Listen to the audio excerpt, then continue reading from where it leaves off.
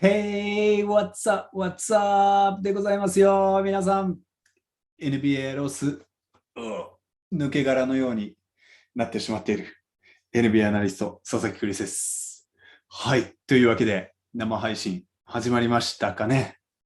指差し確認。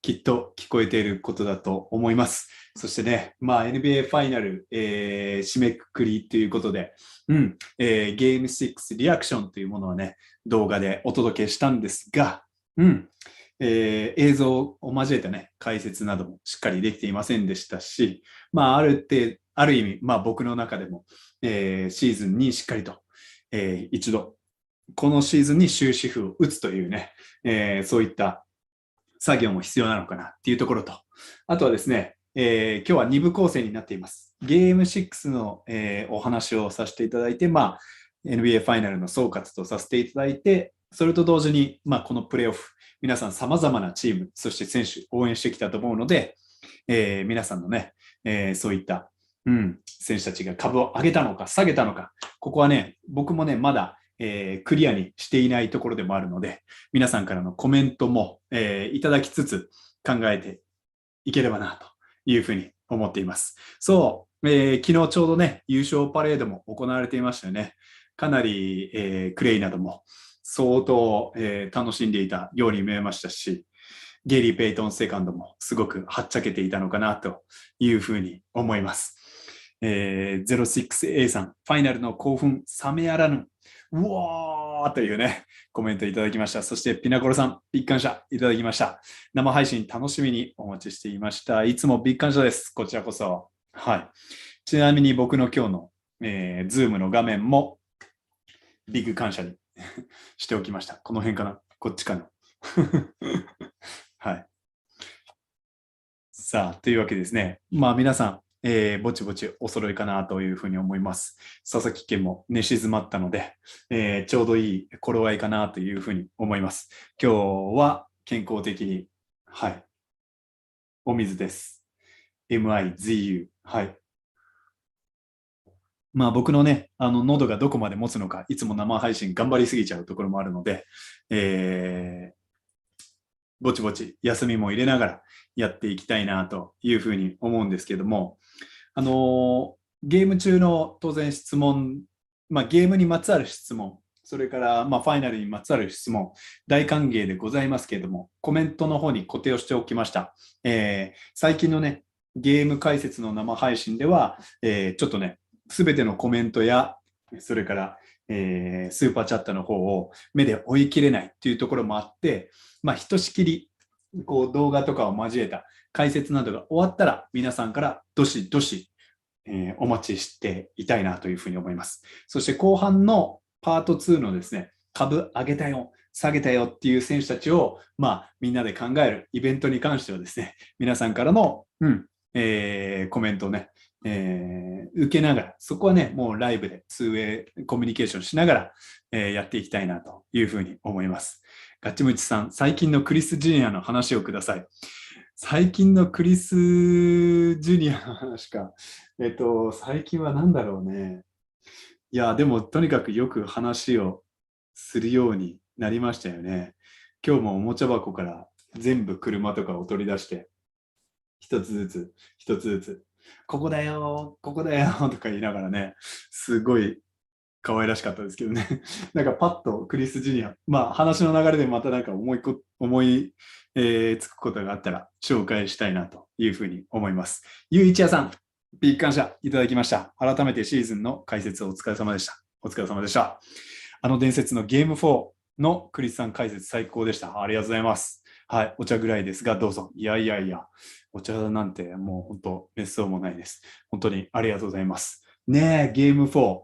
僕、個人的にはあれが、シリーズのターニングポイントだったなっていうのは、前回の動画でもお話しした通りなんですけども、ステフ・カリーが43点の大爆発。本当ね、このファイナルでのステフ・カリーの超絶ぶりというのは、本当にね、もう本当に歴史に残ることですし、また後ほどね、いろいろお話ししていきたいと思いますけれども、前回の動画見てない方にもう一度念を押しとくと、ステフ・カリーがこの、ファイナルでファイナル MVP を取るか否かで、僕自身彼の評価っていうのは変わることなく、史上最高のプレイヤーの一人であったと思ったんですけども、相当ね、ゴールデンステイトウォリアーズのチーム、全体がですね、カリーのためにも勝ちたい。そういったね、機運が高まっていたそうですね。それもあったので、まあ、この優勝がやっぱり一味違ったのは間違いないんじゃないかなというふうに思います。なんと、このハンドルネームをお呼びしたらいいんだろう。伊竹高さん。ごめん、僕の漢字能力が。はい。ビッグ感謝いただきました。クリスさんの解説や YouTube のおかげで、今シーズンも NBA 楽しめました。来シーズンも楽しみです。ありがとうございます。ビッグ感謝です。はい。NBA がリリースしている今回のファイナルドキュメンタリー見ちゃいました。なるほどね。スリーハントさん、この配信が我々にとってのゲームセブン。池田、伊竹高さん。伊竹高。ありがとうございます。びっくりしたです。申し訳ない。そう、ピナコロさん、それがカリーの涙にね、現れていましたよね。いや、ゲーム4の後にゲーム5で、これもね、僕、生配信で話したと思うんですけど、カリーがスリーポイント9分の0だけど、あんなに勝ったことをベンチで嬉しそうにしてるカリー。やっぱりね、カリーのためにってみんながなるのは、いつものカリーのその謙虚さだったり、周りの選手たちの成功も無心に喜べるというところで、そういうところが本当に巡り巡って、こう、なんていうのかな、カリーのもとにたどり着いてきたみたいなチームの団結心に、つながってるんじゃないかなっていうのはやっぱり思わされますよね。はい。カリーの涙をパレードのスピーチでいじるクレイ。そうだよね。バスケットコートで泣くやつがいるかよっていうようなね、いじりもすごかったですね。はい。伊竹高ですよ。ちょっと怒ってるっていう意味の。ああ、そうなんだ。勉強になりました。でも、クリスは怒られなくてよかったです。はい。最もアンセルフィッシュなスーパースター。いや、本当その通りですよね。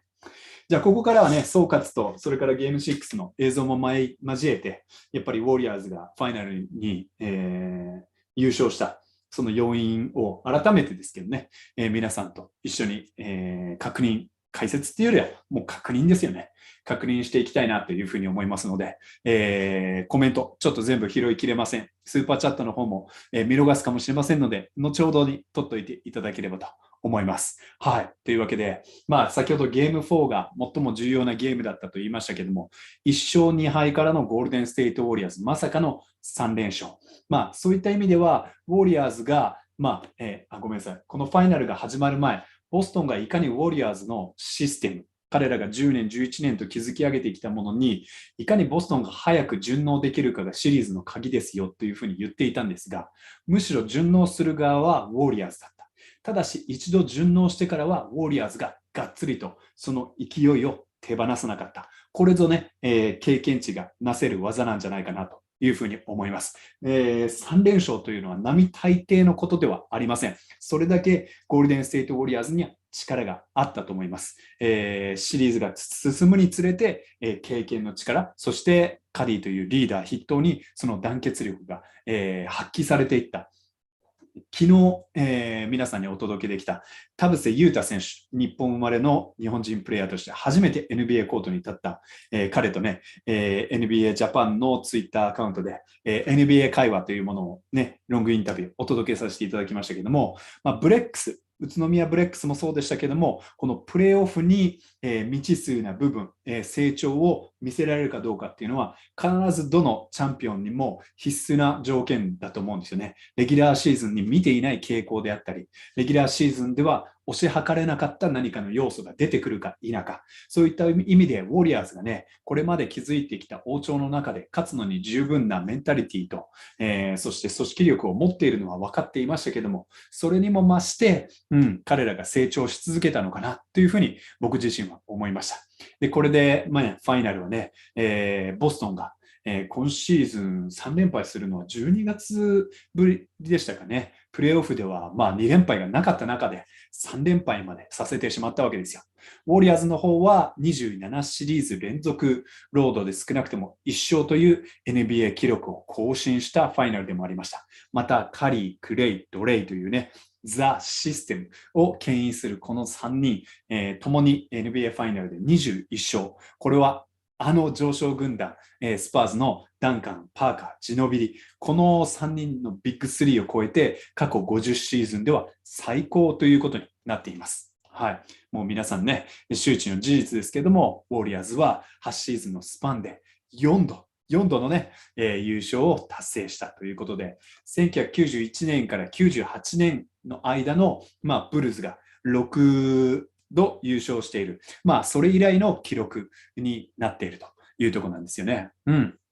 さあ、なんといってもね、このシリーズ、最終的にはディフェンシブレーティングナンバーワンの、セルティックス、そしてディフェンシブレーティングナンバーツーのゴールデンステイトウォリアーズ、スーパーディフェンシブな両チームの争いだったんですが、シリーズを通じて、105.6 対110 110ですね。と、ディフェンシブな争いと言って間違いないんじゃないかなというふうに思います。最終的にウォリアーズの、オフェンシブレーティングもリーグ平均以下に終わってます。若干ですけどね。はい、ただ、カリーの超絶パフォーマンスがあってなお、平均にボストンも抑えていたというところで、非常に多大なリスペクトがボストンにも送られるべきなのかなというふうに思います。ただしですね、最後の3連敗を喫したボストンのオフェンシブレーティングというのは 97.9。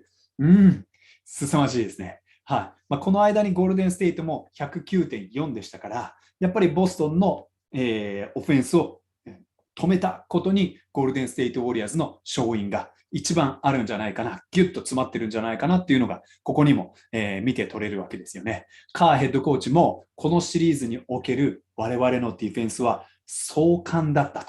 スペクタクルだったと。スペクタキュラーですね、特に最後の3試合はというふうにコメントしていました。ボストンにとってはプレーオフで戦った24試合のうち、これは NBA.com のね、アナリスト、シューマーアナリストが出していますけれども、24試合のうち、ファイナルでの敗戦4試合がオフェンシブレーティングで、ワースト6に入る状況。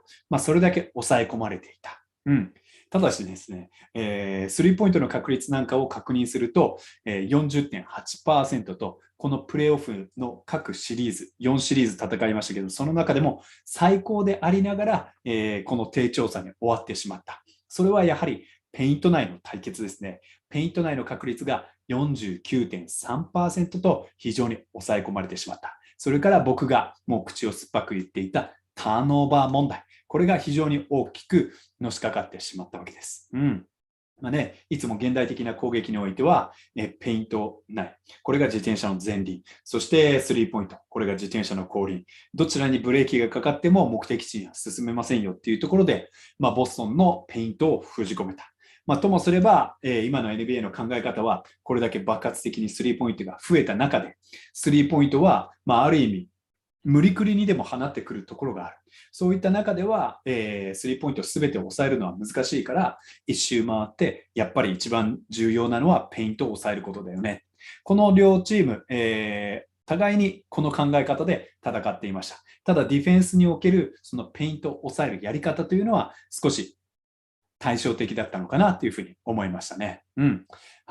来季のテイタムが楽しみですねっていうね、コメントも今、飛び込んできましたけども、テイタムにとっては苦いファイナルデビューとなったやもしれません。フィールドゴール 36.7%。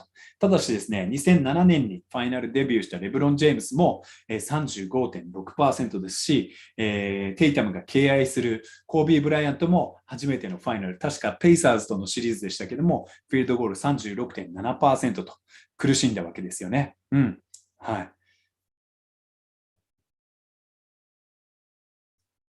そして、テイタムね、疲労という部分も相当あったんじゃないかなというふうに思います。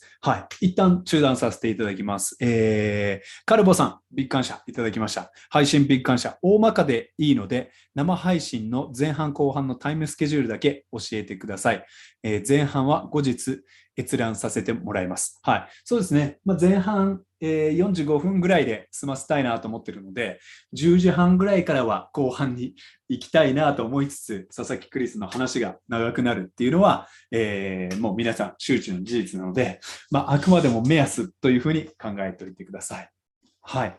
では、仕切り直しで、テイタムのね、疲労ということを考えると、累計で 65.7 マイル、1マイルは 1.6 キロということなので、計算は皆さんにお任せしますけれども、ジェイレン・ブラウンも 64.8 マイル、ウォリアーズの方はプレーオフ累計で一番多くてですね、クレイが58マイルとね、非常に、少なくなってるわけですよね。この辺がね、どう影響したのか、おそらくこう10キロ以上走行距離としては違ったんじゃないかなというふうに思います。で、ゴールデンステイトウォリアーズは、クレイがやはりプレーオフ通算で、792分と一番多かった。クレイを乗せたいがためにね、4クォーター出し続けるっていうカーヘッドコーチの、考え方もありましたよね。そういった中で、テイタムは983分、なんとクレイよりも200分以上出てたわけですから、普通にすると5試合多く戦っていた。7戦シリーズをね、2回戦っているんで、こういったところはね、非常に難しかったところもあるやもしれませんね。それが手伝ってか否か、いやいや、アンドリュー・ウィギンスのディフェンス、テイタムに対するアイソレーションは超絶でしたし、ドレイモンド・グリーンがついた時も、とてつもなくフィールドゴールパーセンテージを低く抑えていましたね。はい、マッチアップで見ていくと、テイタムがウィギンスに疲れたとき、フィールドゴールは、56分の21、37.5%、8つものターンオーバーを、誘って、ブロック2つ、凄まじいですね。そして、ジェイソン・テイタムに対して、ドレイモンド・グリーン、ドレイモンド・グリーン、ドレイモンド・グリーン。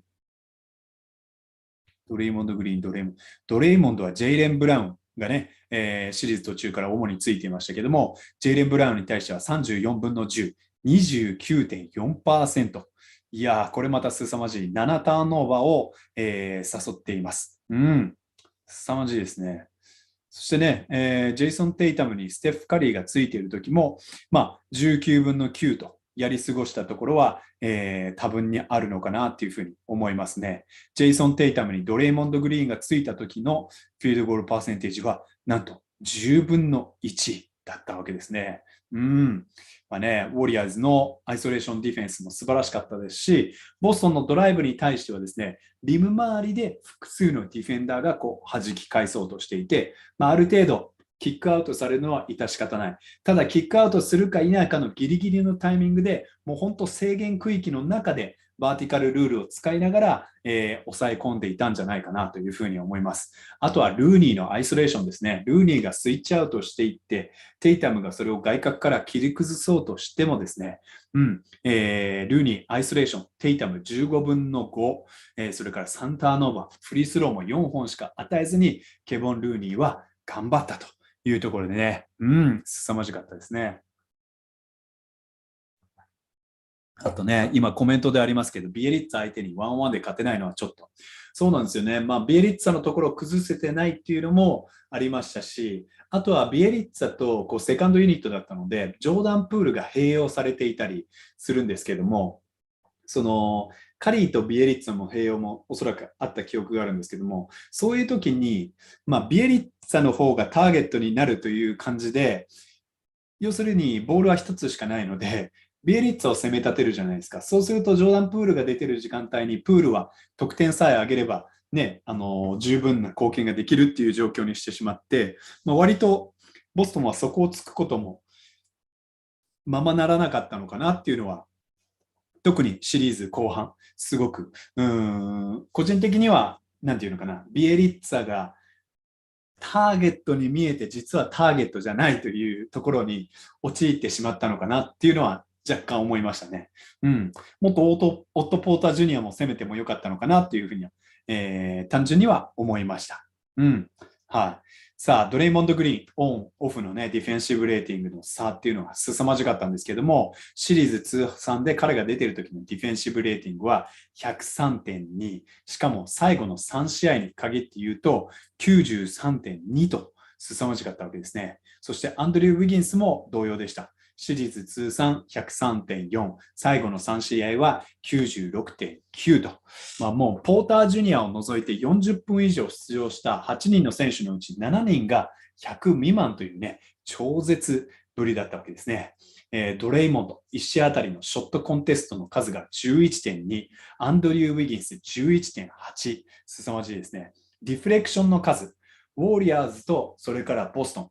ボストンはですね、アイソレーションで、スイッチしてビッグマンがついてしまったら、過度にヘルプをしてしまって、ウォリアーズのシューター陣にスリーポイントを与えるぐらいだったら、オーバーヘルプをせずに、例えばドロップで守りきったりだとか、時にスイッチで守りきったりだとか、そういった部分で、対応していたわけですよね。それと同時に自分たちのサイズと運動能力ならば、ペイント内はしっかり守りきれるっていう風な判断で、オーバープレーを、どちらかというと排除するので、ボストンの方がディフレクションが少なくなるというのは致し方ないんですけども、ウォリアーズはウィングスパンの長い、身長は低いかもしれませんけども、ウィングスパンの長い選手をずらっと揃えて、ヘルプもペイント内でガッと一気に寄ります。リバウンドに対しても、ロバート・ウィリアムス3世がきれいにプットバックできないように2人ぐらいで挟んでいったりだとか、そういった風にもするんだけども、パスは手にかけて相手に仕切り直しすることで、徐々に時間を奪っていく。こういうこともやっていました。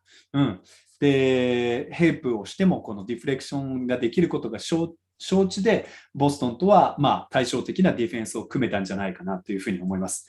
はい、ディフレクションの数は21対 12.3。1試合平均ですね。で、ドレイモンド・グリーンは1試合平均 5.7。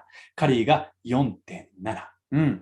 はい。というわけでね、ここでね、ドレイモンド・グリーンへのオマージュというふうに、なっていくんじゃないかなというふうに思うんですけども、ちょっと映像も交えて解説していきたいと思います。映像の方はいつもご協力いただいている NBA 楽天さんです。ビッグ感謝です。はい。というわけで、まずね、このゲーム、ゲーム5が終わって、ボストンもっとポストアップした方がいいんじゃないかなっていう、クリスの見立てもありました。そんな中で、スマートがポストアップを狙いますね。で、それにいち早く気づくのがドレイモンド・グリーン。はい。ただね、それに対してもテイタも気づいたので、逆側に1回パスフェイクをして、ドレイモンドをずらして、そしてもう一度投げ入れるわけです。ボストンはね、このシリーズ、このゲームまでに最多6回のポストアップしかしていなかったんですが、このゲームでは12回していました。それがね、最初のスタートダッシュにもつながった部分はあったんですけども、それでもね、ドレイモンドの素晴らしいディフェンスが効果を発揮した部分がありました。するとドレイモンドが寄り気味になっているので、ロバート・ウィリアムス3世がスクリーンをかけに行きます。ここがね、空きそうになるので、ここでドレイモンドがちょっと背中を押しのような感じで、ポータージュニアに外に出ていけ、僕がこっちを受け止めるよっていう形でね、受け止め、ここのスペースがさらに小さくなっているこの木をてらって、ダブルチームに行くと。本来ならね、この瞬間にアリウープというオプションも生まれるんですけども、それができないくらい、スマートはこのダブルチームを予見できなかった。はい、ウィギンスも強めに寄ってますね。非常にスペーシングも乏しくなってしまってます。ここでね、もう一回アリウープぐらい試みてもよかったんじゃないかな。ウィリアム・サンセンも呼んでるんですが、はい、スマートがシュート体勢に入るとお尻を突き出して、これがね、たとえパスだったとしても、クリーンにキャッチできないような状況に持っていって、これはね、エアボールになったので、ウィリアム・サンセンもちょっと取りづらかったんじゃないかなと思いますけれども、もう本当にね、ドレイモンドが火消しに回っている、そのディフェンスでの状況判断、素晴らしいところがたくさんこのゲーム6でも見て取れました。ジェイレン・ブラウンがボールを持ってますね。テイタムに渡ります。スクリーンが1枚かかって、で、2つ目、デリック・ホワイト。ステフ・カリーから逆サイドに行く。こういうね、一回展開見とくのもすごく狙い目としては OK だったと思うんですけども、あえてここのミスマッチではなく、このスクリーンを使って、今度はロバート・ウィリアムス・サンス。ちょっとここのスイッチが不明確になったように思えたんですね。ウォリアーズはこのボールハンドラーに2人で挟みに行くようなハードショーのようなディフェンスはしていなかったはずなんですが、ここで一瞬、ここのスイッチの、つなぎ目がね、ほころびが出てしまったんです。これに対するドレイモンドのリアクションスピード、凄まじいですよね。やはりロバート・ウィリアム3世ね、ちょっとこう、驚いてキャッチしきれないというところがありましたけれども、これはやはりドレイモンドの、この危機察知能力、積んでるレーダーが本当に高性能だったのかなというふうに思います。まあね、もちろんね、取ってそのままアリウープで叩き込むような形がウィリアム3世ベストではあるんですけども、ここはね、ドレイモンドの、読みもすごく正しかったのかなというふうに思います。さあ、テイタムがボールコントロールしている中、ルーニーと1対1になりますね、瞬間的に。でルーニーに対して仕掛けていく。この前にテイタムはですね、ステップバックのミドルレンジも決めているんですが、ここの駆け引きに対してテイタムの視野が失われている。そしてルーニーがちょっと後ずさりしているこのタイミング。テイタムにミッドレンジジャンパーのチャンスが生まれるまさにこのタイミングに合わせてブラウンを離して火星に来ているわけですね。ただこれも、狭いエリアだっていうのもしっかり認識した上でこのショットを躊躇させてテイタムにパスを仕向けてパスが行く頃にはルーニーも挽回できる。もうほぼ挽回しきってますよね。挽回しきってるけども JB の頭の中にはチャンスと思っていたんでしょう。ただしそれをチャンスとさせないリカバリー。ワンプレーでテイタムとジェイレン・ブラウン、この2人を抑えきってしまうドレイモンド。ウィギンスもしっかりリバウンドに参加して、これをリバウンドで取り切ると。もう本当に素晴らしいディフェンスだったんじゃないかなというふうに思います。さあ次は、2クォーターですね。ここ、ブラウンがボールピックに行きますね。で、スイッチが行われます。インサイドポジションを取ってるんですが、ルーニーも併用している時間なので、あんまり浮き球で投げ入れるのは賢くないですよね。そんな中で、ちょっとここでね、ドリブルで狭くなってしまった。なんなら、スリーポイントがないので、どこまで釣られるかっていうクレイトの駆け引きが難しかったんですけども、一回後ずさりしてもいいぐらいだったかもしれません。さあ、ここでミスマッチが起きているにもかかわらず、ボストン、ホーフォードに渡すと、ホーフォードはテイタムに展開してしまいます。僕自身はもう一度、ホワイトに渡し返してですね、パンパンと反射板にして、くるっとこちら側でポスト、もう一回試みてもよかったんじゃないかなと思いました。が、テイタムにボールが渡る。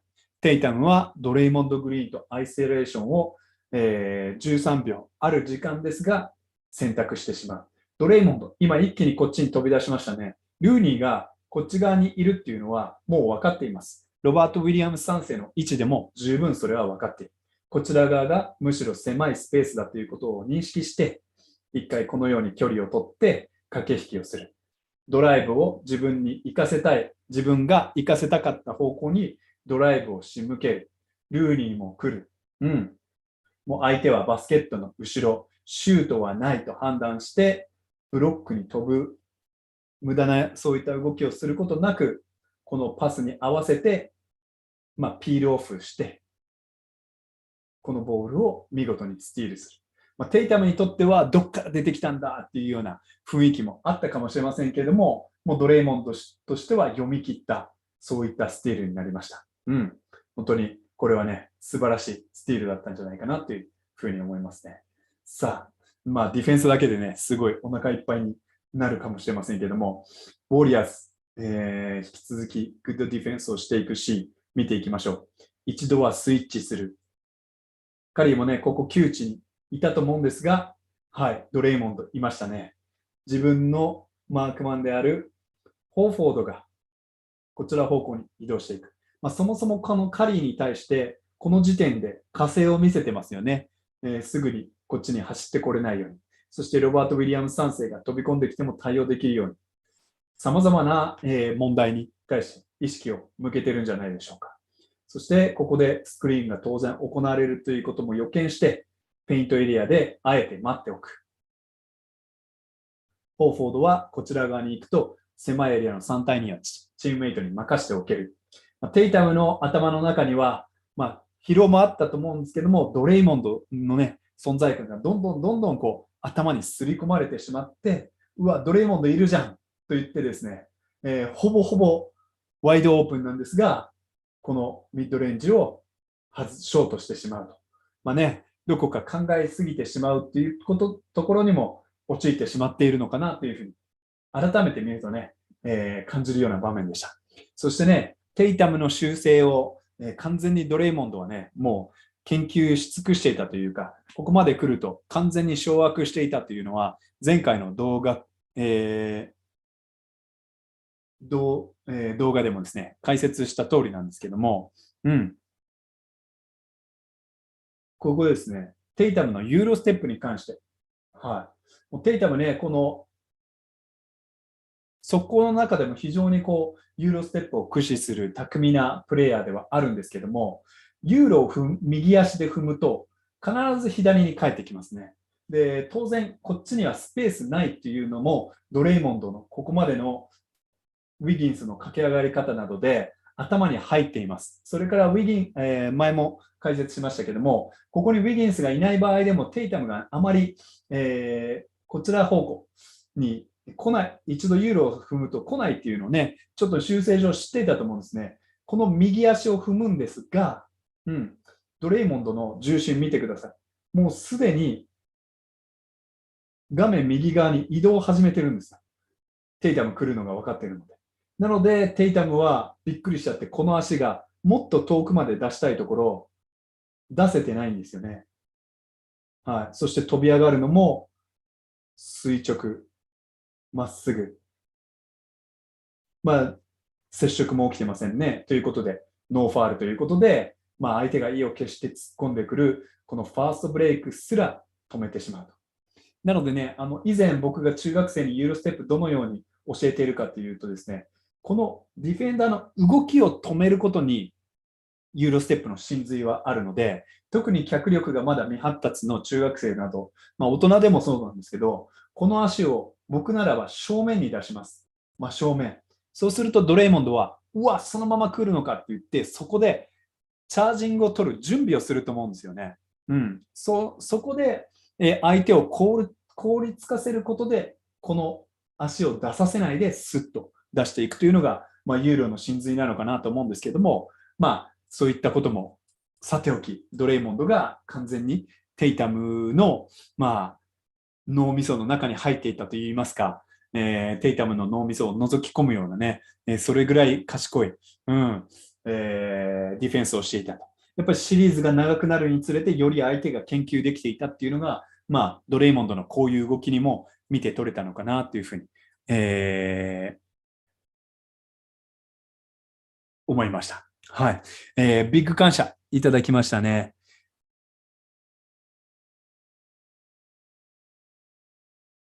キャップトレインパラボーラさん。ようやくクリさんの生配信にありつけたのに、今日はまだ仕事が、後でアーカイブ楽しみにしています。今シーズンも熱い解説、ビッグ感謝です。お疲れ様でした。こちらこそ、仕事頑張ってください。ねえ。そうね。でも久しぶりに生配信来たっていうね、孝太郎さんなどもいらっしゃるんですね。そう、ユーロステップが目的化しちゃいけないんですよね、TK さん。そういうことですね。そう、左手もしっかり引いてますよね。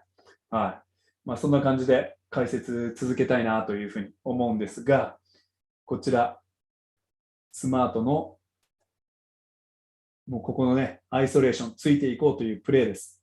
これをね、カリーしっかり押し出して、外に弾き出させた、ブラウンへのダブルハイスクリーンのような形になっていきますね。クレイが結構引っかかっちゃったので、カリーも一気に飛び出していくわけですね。これでブラウンの右方向へのドライブを一度しっかり止める。ただブラウンもね、慌てずミスマッチが生まれたというところを見て、もう一回仕切り直しします。ただホーフォードが転倒しているので、淡くってこちらを止めず、この右ドライブのコースにドレイモンドしっかり立ちます。こういう状況というのも最大限利用しますね。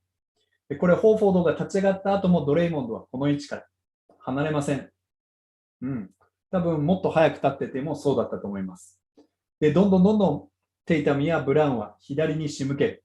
カリーもまずはその仕事をさせて、スピンをさせて、スピンをしたところにドンとサプライズで出てくる。そしてこのディフレクションです。はい。1試合あたり、ディフレクションの数 5.7 と解説した部分ですね。クレイがこれを確保して、ドレイモンドが逆サイドまで駆け上がって、これがウォリアーズの速攻につながります。はい。というわけでね、ここまでがドレイモンドのディフェンスの解説になりますかね。ここからはちょっとオフェンスに話になっていくので、また後で取っておきたいと思います。まあね、こうシリーズが進むにつれてですね、カーヘッドコーチがこうベストディフェンダーをコートに送り出すことが可能になっていったんですよね。シリーズ最初の参戦はこうベストディフェンダーたちを送り出しておくと、非常にこうスペーシングが乏しくて、オフェンスの停滞感が非常に顕著だったわけですね。でそれに手こ入れする意味で、カーヘッドコーチも割とシリーズ序盤は、スモールラインナップもたくさん組んだんですけども、そのシリーズ最初の参戦では難しいと思われたその優秀なディフェンダーをどんどん置くようになっても、しっかりとウォリアーズが戦えていったっていうのは、ディフェンスのインテンシティが高まり、遂行力が高まっていった。それからですね、カーヘッドコーチが優勝した後のインタビューで答えていたのを聞いたんですけども、やはりゲイリー・ペイトンセカンド、最初に、登録した、確かゲーム1でしたっけ、ただ出場しなかったんですよね。それからゲーム2、徐々にこう、慣らしていったと思うんですけども、復帰した最初は、干潮ではやっぱりなかったそうなんですよ。それがディフェンス面でも響いたし、オフェンス面でも響いたと思うんですけども、ゲイリー・ペイトンセカンドが、より本来の姿に戻っていくとともに、さらに例えば、ルーニーとゲイリー・ペイトンセカンドを同時に置いておけるとか、ドレイモンドとルーニーを同時に置いておくとか、ドレイモンドとゲイリー・ペイトンセカンドを同時に置いておくとか、そういったものが、どんどんできるようになっていったのかなっていうふうに思いました。だね、最終的にそういったスペーシングが乏しくなりそうなラインナップでも、より強固なディフェンスで、それを問題にさせなかったというのが1点。そしてもう一つはやっぱりカリーの凄さだと思うんですね。ちなみにルーニー、ゲイリー・ペイトンセカンド、オンコートの時のネットレーティングですよ。はい、ネットレーティングがルーニー 16.8、ゲイリー・ペイトンセカンド 17.9。これはゲーム6のボストンのセカンドユニットが出てきたときにドンって開いたのが、少ないサンプルサイズなのですごく影響してしまっている部分はあるんじゃないかなと思うんですが、それでも先ほど話したように、ドレイモンドと優秀なこの2人のどちらかを併用しておける戦いを、ウォーリアーズは最終的に見つけたっていうのが素晴らしかったと思うんですね。で、先ほども言いました。それもやっぱりカリーの凄さだと思うんですよ。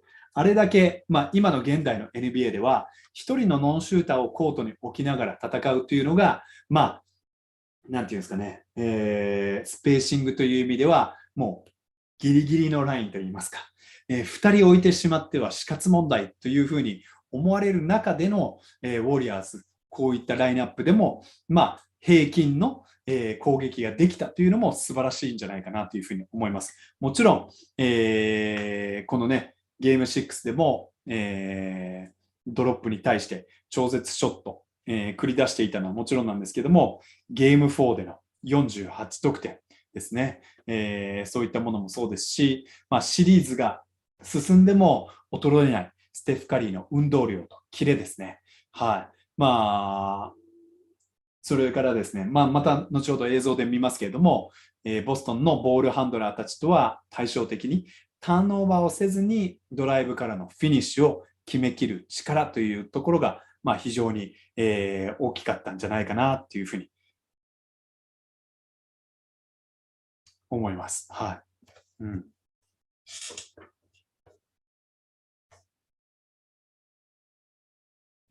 ごめんなさい。ちょっとコメントが気になっちゃって。佐々木くすりさんがいらっしゃるなと思って。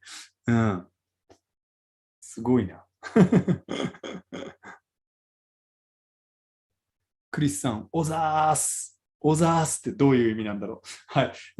ちょっと気になってしまったんですけども、はい、このまま、進めたいと思います。ポジティブに考えて、あざーす、ありがとうございますということなのかなと捉えてですね、このまま先に進めさせていただきたいなというふうに思います。うん。さあ、ウォリアーズね、ゲーム6では、ファーストブレイクポイントは13点。うん、13点。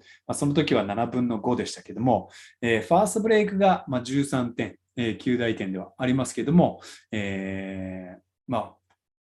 テフ・カリーがなんとペイント内でチーム32点のうち12点を挙げる活躍。4クォーターだけで3分の3ということで、この後映像と一緒に見ていきたいなというふうに思います。はい。ね、ゆういちやさんからも面白いディフェンスの戦いというところで、ビッグ感謝いただいておりますけれども、ここからはカリーの超絶さ、そして彼がね、なぜ彼の、ドレイモンドとステフ・カリーがなぜ何か運命的なペアなのか、ディフェンスの一人の天才、そしてオフェンスの一人の天才、この二人が合わさってチームの基盤を成したときになぜウォリアーズがここまで強いのか。うん、やはりね、カリーの凄さ。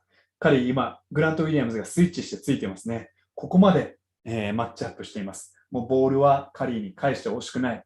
そういった中でクレイが一度ドレイモンドにボールを渡す。クレイは一気に振り返ってスクリーンで呼ぶ。体を寄せていってスクリーンがかかりやすくして、一回体を離す。こちら側に動いていく中で、ブラウンとスイッチしていく考えですけども、スクリーンが起きると、この選手がインサイドポジションを取りやすいよっていう話をしていますけれども、この攻防というのは通常、スリーポイントライン上ぐらいで起きますよね。その時に投げ入れられるスペースの広さと、今ここで行われている時のここのスペーシングの広さ、比べてみてください。いや、凄まじいですよね。ドレイモンド、ここに投げ入れますけれども、ドレイモンドに対して決してスマートも甘くディフェンスをしていたわけではありません。ただ、このチャンスと見てですね、ドレイモンドがドカッと体を使ってオフェンスファールにならないギリギリで、スマートを少し跳ねのけてパスの窓を空間を作るんです。そしていやグラント・ウィリアムスの本当つま先じゃない、指先のほんのわずか外を通してクレイへのパス。このパスも超絶でしたね。うん、凄まじい。これもね、ドレイモンド・グリーン、素晴らしいパスだったと思います。ね、ただ、これもカリーの引力がやはりなせる技なのかなというふうに思います。もう一つ、カリーの引力も見ていきましょう。カリーがボールを運んできますね。ゲイリー・ペイトンセカンドにロバート・ウィリアムス3世がついています。ボールを1回渡して、ウィギンスに当てていく。ここからね、スプリットアクションとか行っていきますよね。スクリーンから、はい展開を見ていきますが、このスクリーンがかかったときに、スリーポイントは打たせたくないテイタムが後ろから覆いかぶさっていますね。はい、ただ、覆いかぶさっていくと、もちろん、ここからカリーとバスケットを結んだ直線がノーマークになるので、スリーポイントの脅威ではない選手を離して、ロバート・ウィリアムス3世はペイントを守るというところですね。ただ、このペイントを守っていたロバート・ウィリアムス3世、ここにパスがないと見て、ウィギンスは、ゲイリー・ペイトンセカンドにボールを渡します。ここからのクレイの動き出しのスピードと、このゲイリー・ペイトンセカンドの何食わぬパスですね。ボールを受けて、こちら側見て、スリーポイントも考えてるよみたいな感じで、ボールをストンと自分の後方に落とすだけ。そして、ちょっとお尻でディフェンスを膨らますだけ。クレイにはこれだけのスペースで十分なんだと。波の選手だったら怖くてね、通常通りの、シューティングモーションできませんけども、カリーの飛び込みが怖いがために引きつけられた何人もの選手というところで、クレイがオープンになっていく。本当に、これもね、ゲイリー・ペイトンセカンドが、自分たちのシステムとカリーの引力を熟知した、そういったところでのプレーだったのかなというふうに思いました。さあ、続いてのプレーは、ウィギンスがボールを持っていて、これまでもね、ファイナルで解説してきました。はい。オフボールのスクリーンなんだけども、バスケットに向かわせるピックアンドロールのような効果がある。ただこれに対してボストンはぐっとここを締め上げて、はい、まずはシュートチャンスを与えませんでしたね。ただここで、ね、球離れの速いというのもカリーの魅力です。ボールを渡して、クレイからのピンインをもらって、ここでのシュートを狙おうとしますね。ただこれに対してウィギンスは、かなり距離があるので、自分のシュートも狙っていこう。どんどん積極的になってきましたよね。ただこのシュートが放たれたときに、デリック・ホワイトはもうカリーしか見えていません。シュートが放たれていたのに気づくのが今です。多分、シュート、ボールがどこにあるのかも気づいていません。パス来なかった、ウィギンスまだ持ってんのかぐらいで見ていたわけですね。でジェイレン・ブラウンも、打ったんだって言って、ようやく今、ボックスアウトを始めていて、この跳ね方は、ロバート・ウィリアム3世にとっては確かに不運でしたけども、このシュートに例えばもっと早く気づいていればですね、カリーはもうここにいるので、デリック・ホワイトは、例えばフリースローラインぐらいまで、リバウンドに参加したりとか、できたかもしれません。でもカリーが怖いがために、ひょっとするとリバウンダーが1人いなくなってしまった。そういったふうにも、見て取れる映像だと思うんですよね。パスアウトするドレイモンド。このね、煩雑な状況が解消されるのを待って、カリーにパスアウトする。一気にルーニーがスクリーナーになって、スクリーンのアングルを変えて、ドロップに対して、高い位置まで来てますけれども、あくまでもドロップをするボストンですね。ドロップに対しては S の字、スネークも効きます。ホーフォード、彼の仕事はデリック・ホワイトがリカバリーするのを、時間を稼ぐこと。そういうふうにホーフォードも言ってましたね。時間稼ぎました。ただ、わずかだけど後手を踏んでいるデリック・ホワイトは、このショットフェイクに引っかかってしまう。カリーは相手が着地するかしないかの寸前、空中に足がある間は絶対にディフェンダーは切り返せないので、彼が目の前にいようと絶対リーチが届かないし、切り返してジャンプでブロックに飛んでくることもありえないというのを分かっていて、このタイミングでリリースするわけです。必死に飛びますけども、もう後の祭り。カリーの超絶ショット。カリーの引力と混乱を生む力が、こういったところが、出たのかなというふうに思います。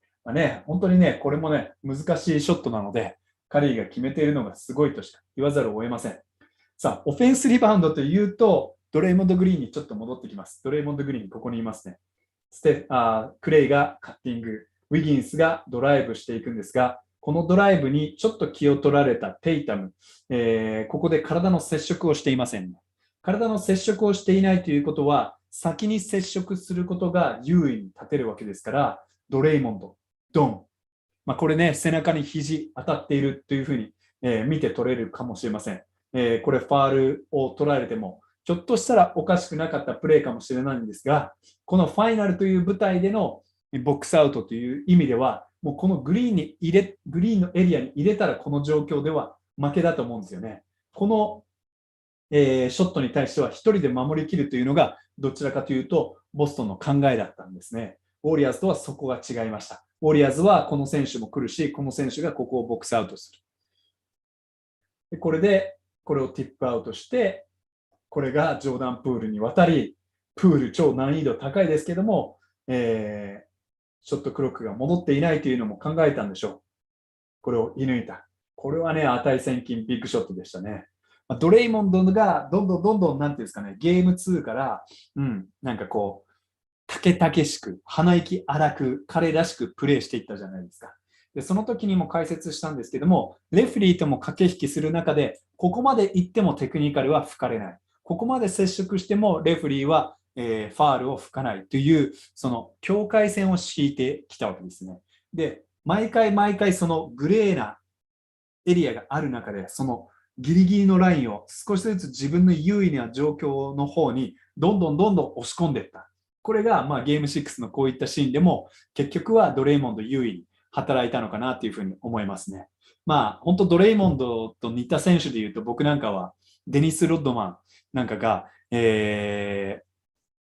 なんていうのかな、すごく似通っているのかなと、どんなことでも自分の駆け引きの優位性につなげていくという意味では、すごく似ているんじゃないかなというふうに思いますね。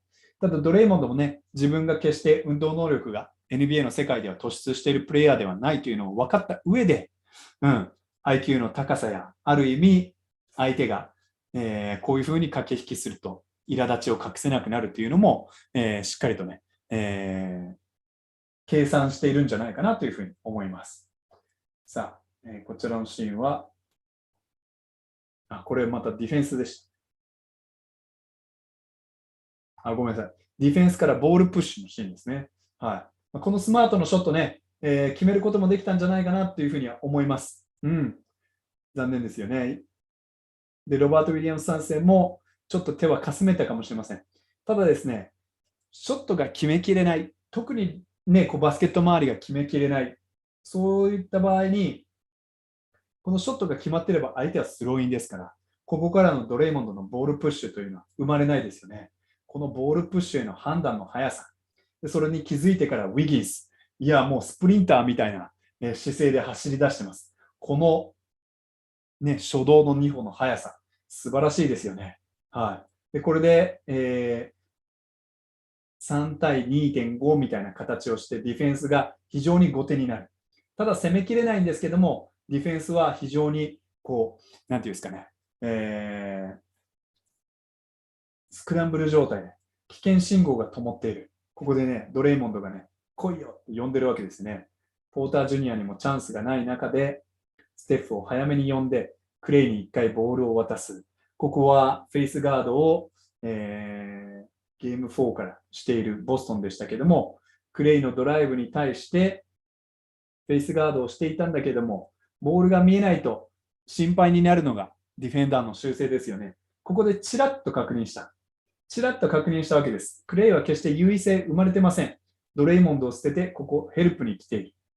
ただここで確認して、ステッフはここで一歩だけ左に出して、スマートにこっちも移動するかもよって見せていると思うんですね。そして、こっちに相手に踏ませておいて、これだけのギャップで十分だったんです。精神的優位性に立つと、相手は、シュートフェイクすら必要ない。カリーが両足を揃えるだけで、それがシュートフェイク。これにスマートが飛んでしまい、カリーはより広いスペースに逃げていく。ドレイモンドはそれを遮るように、わずかだけど自分の肩の方向を変えていくと。それを飛び越えてブロックもしようとしてますけどね。これぐらいスマートも必死だったんですけど、カリーはもう戻り始めています。まだボール、ネットに入っていません。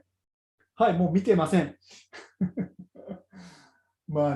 こういうのを見返すとちょっとスマートには同情してしまうんですけども、カリーの、なんていうんですかね、無慈悲な、冷徹なショットの数々、それも、裏ではドレイモンドが支えていたというところも見て取れました。それでも3クォーターね、オーフォードも気を吐いて、スリーポイントをバンバン決めて、追い上げを作ろうとしていましたね。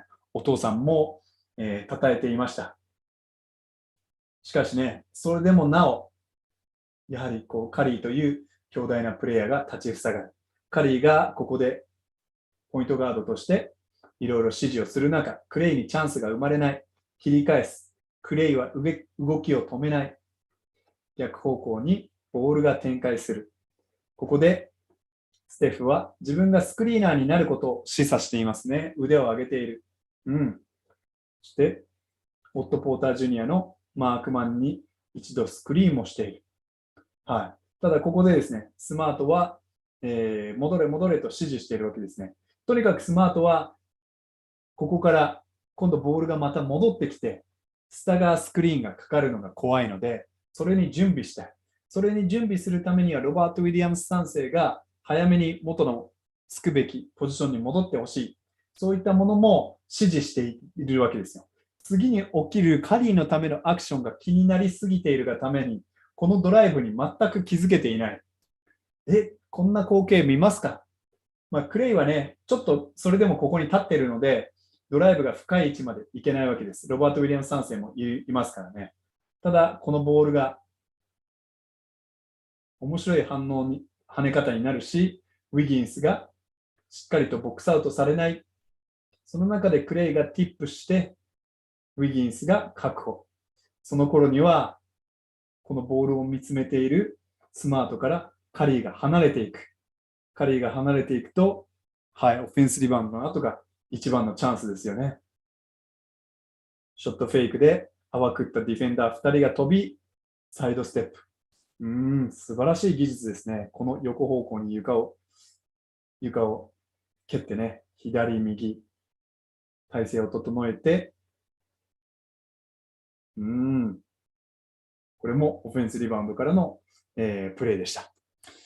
いやー、まあね、本当にね、スリーポイントは超絶なんですけども、決してね、すべてこうボストンのディフェンスを攻めきれないというふうに、このファイナルでは解説してきました。それぐらいね、カリーの決めていたスリーポイントっていうのは、もう地球上で彼しか決めることができない、そんなスリーでもあったのかなというふうに思いました。さあ、続いてはステフの挙げた12点のペイント内の得点という部分も見てみましょう。非常にペイントエリアが広くなっていますね。こちら、ブラウンもですね、こっちは2人で1人を守らせる形でカリーに右ドライブを与えないようにしている。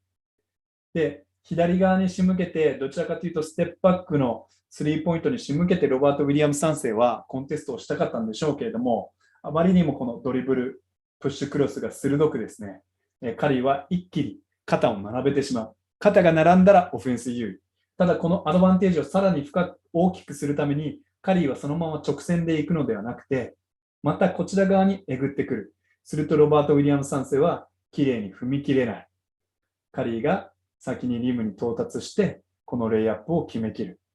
スマートがね、これ別アングルで見ていくと、このプッシュクロス、肩のラインが並ぶ、そこから、切れ込んで自分の肩を前に押し出していく。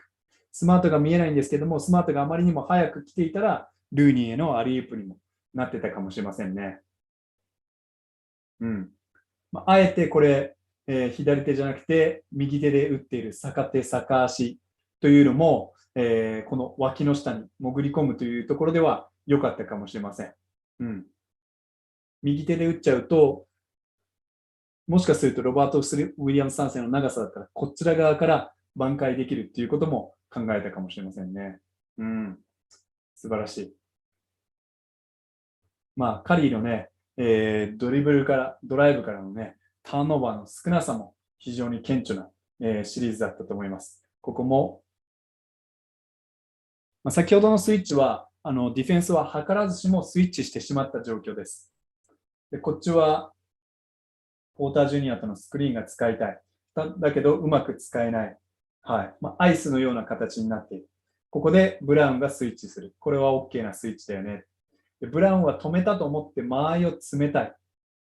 ただその間合いを詰める重心移動に乗じて、ここで between the legs、股の下から一気に加速する。この足を植え込んだタイミングでドライブの推進力を作ってますね。ここで一回シュートを見せるようなこの足、要するに足が並ぶともう瞬きのスピードでシュートもあり得るので、それでね、ブラウンも、進めたかったのかもしれませんね。それを逆手にとって、このディフェンダー2人の間をボールをね、その上をしっかり移動させて、これも逆手逆足です。相手がジャンプするよりも早く踏み切ることで、これもしっかり決めきる、スーパープレーだったんじゃないかなというふうに思いました。さあ、これはね、ゲーム全体の解説にも関わってくるんですけれども、4クォーターにボストンは、5を煮やしてですね、いよいよカリーがドロップでも止められないっていう風になって、スイッチディフェンスも混ぜ込むんですね。で、そのスイッチをした最初の、ケースが、おそらく僕が見る限り、意図してですね、これじゃないかなっていうふうに思います。一つ目のスクリーンがあって、グラント・ウィリアムス。もうロバート・ウィリアムス3世下げてますね。スイッチするという、それが一つのシグナルでしょウィギンスのディフェンダーがホーフォードなので、ウィギンスがスクリーンをかけに行く。ホーフォードとカリーが対峙する。こういった、ね場面からスリーポイントを出しにですね、様々な、ドライブを展開していたカリーですけども、一度ボールを離す。すると、1回は頑張れても、その後オフボールでもホーフォードは追い続けなきゃいけないカリー。それがメンタル的にも疲弊してくるわけですよね、ディフェンダーの。わずかな重心移動のミスを誘うがためにこういう駆け引きをする。そして、ホーフォードが詰めすぎた。その瞬間を狙って、この足さばきですね。面白いですよね。ここで、タタッ、ターン、ターンみたいな。細かく細かく、ターン、ターン。で、方向転換して肩を並べる。これもね、いやでも片手でボールを抱えているように見えますけども、リングから離れながら、決して簡単ではないですね。これをね、バックボードを使わずにソフトに投げ込む。いやー、これはスーパープレーだったんじゃないかなというふうに思います。もうね、どのドライブもスーパープレーなんですよ。はい。スマートがカリーにボールを持たせないようにフルディナイしていますね。ドレイモンド。逆にカリーがスクリーンをかける側になる。カリー、賢いですね。そうすると、おのずとスイッチする。そこに駆け上がって自分たちの狙いたいセットに入っていく。ホーフォードとの1対1。ただ先ほどのスイッチは攻略されたので、スイッチ&レイトダブルですね。ウィギンスが3対2、細かいエリアで2人で守れるところまで行ったのを見て、テイタムが、今、合図を送りましたね。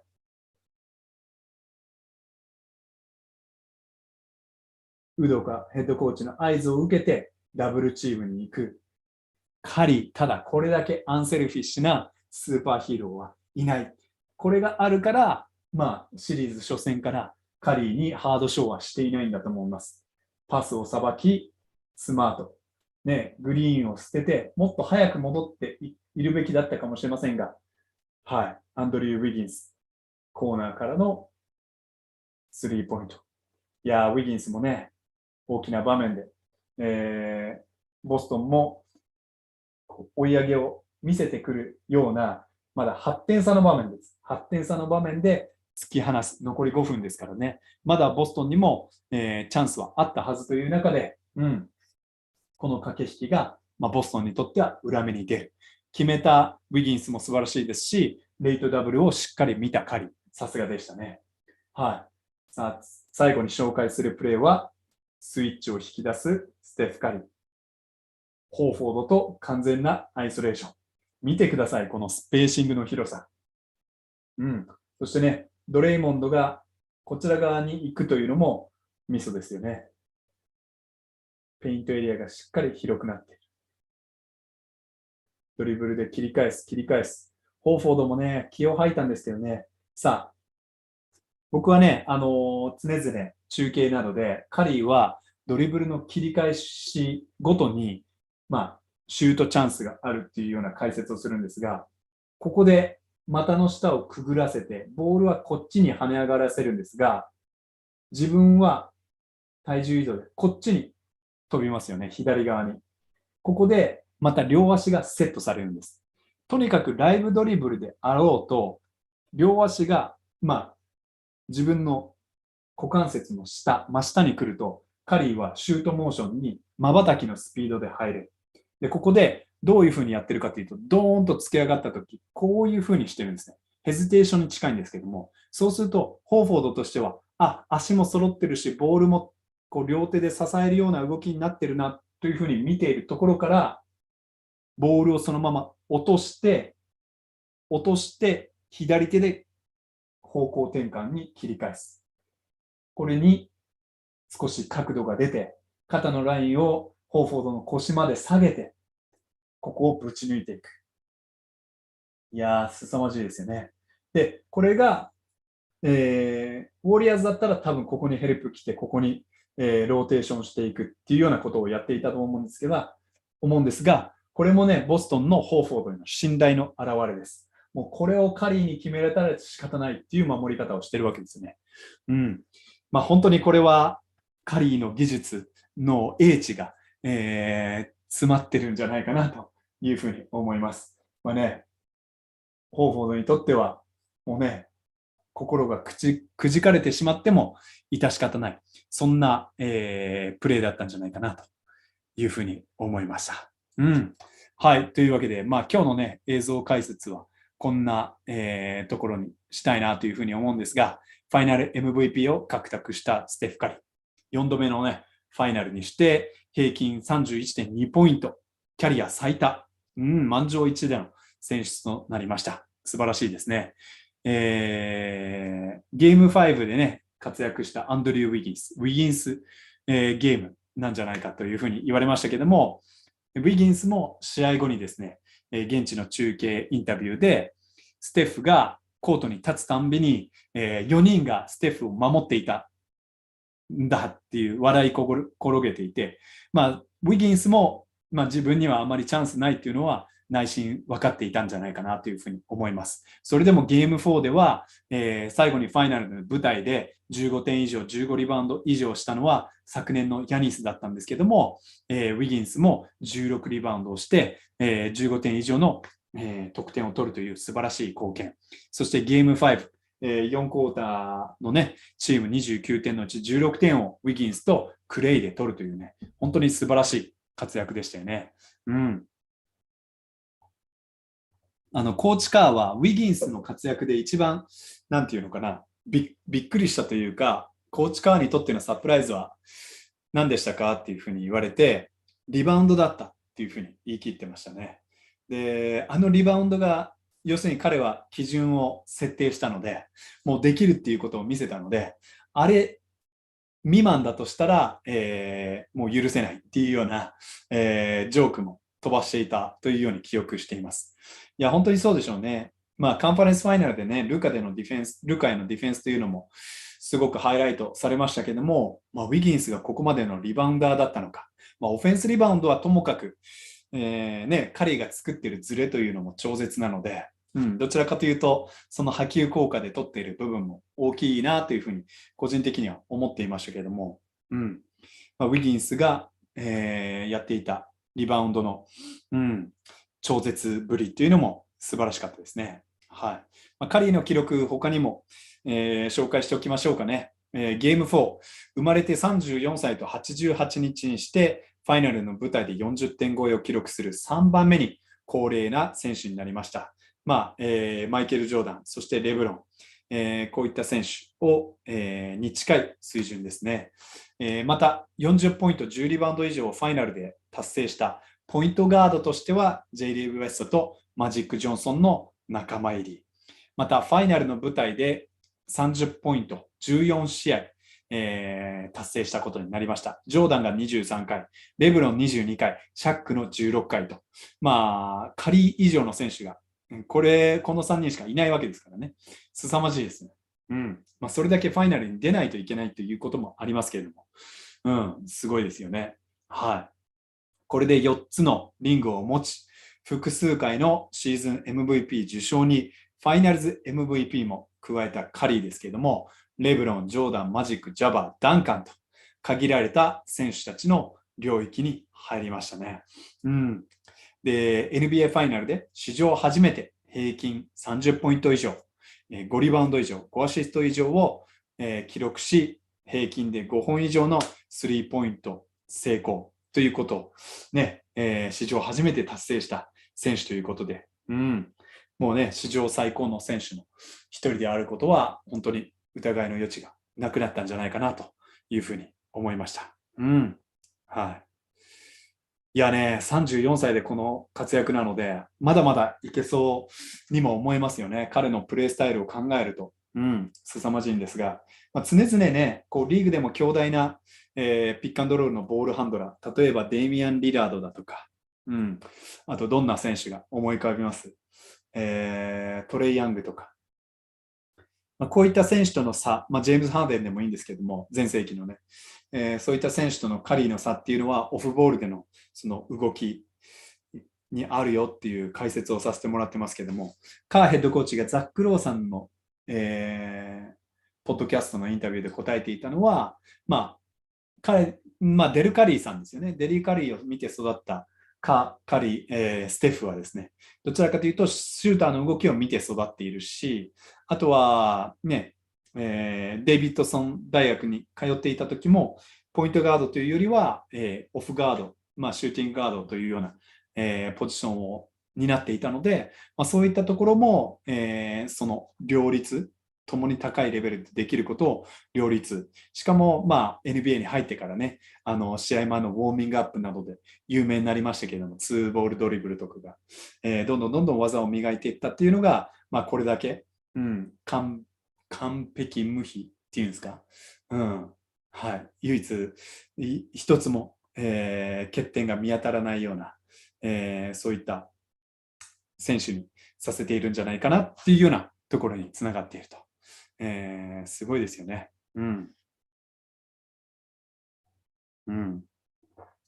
あとはね、こうスクリーンをかけるね、自己犠牲の精神だとか、そういった部分もね、カリーは本当にすごいですよね。本当にカリーは唯一無二。唯一無二、ね、こう、ナンバーワンかもしれないけども、オンリーワンであることはもう疑いの余地がないんじゃないかなっていうふうに思いますよね。カリー6マンやってたしな、そう、デンバーのシリーズね、怪我から復帰する。はい。完全無欠。そうですね。はい。完全無欠ですね。ステフはバスケットを変えた。そう。史上最高のプレイヤーはたくさんいましたけども、これほどの、なんていうんですかね、ゲームチェンジャーっていうのはあまりいないですよね。完全無欠、唯一無二。こういったものが、one and only。はい。しかも大学卒業しましたよね。はい、そうなんです。何かどうですか？ちょっとオーバータイム突入しましたけども、ゲーム6、それから、ファイナル、こういった部分で皆さんからのクエスチョンなどありますか？過小評価からなんだっけ、underappreciated から、untouchable だったっけCM がありましたね。NBA のプレイオフのね。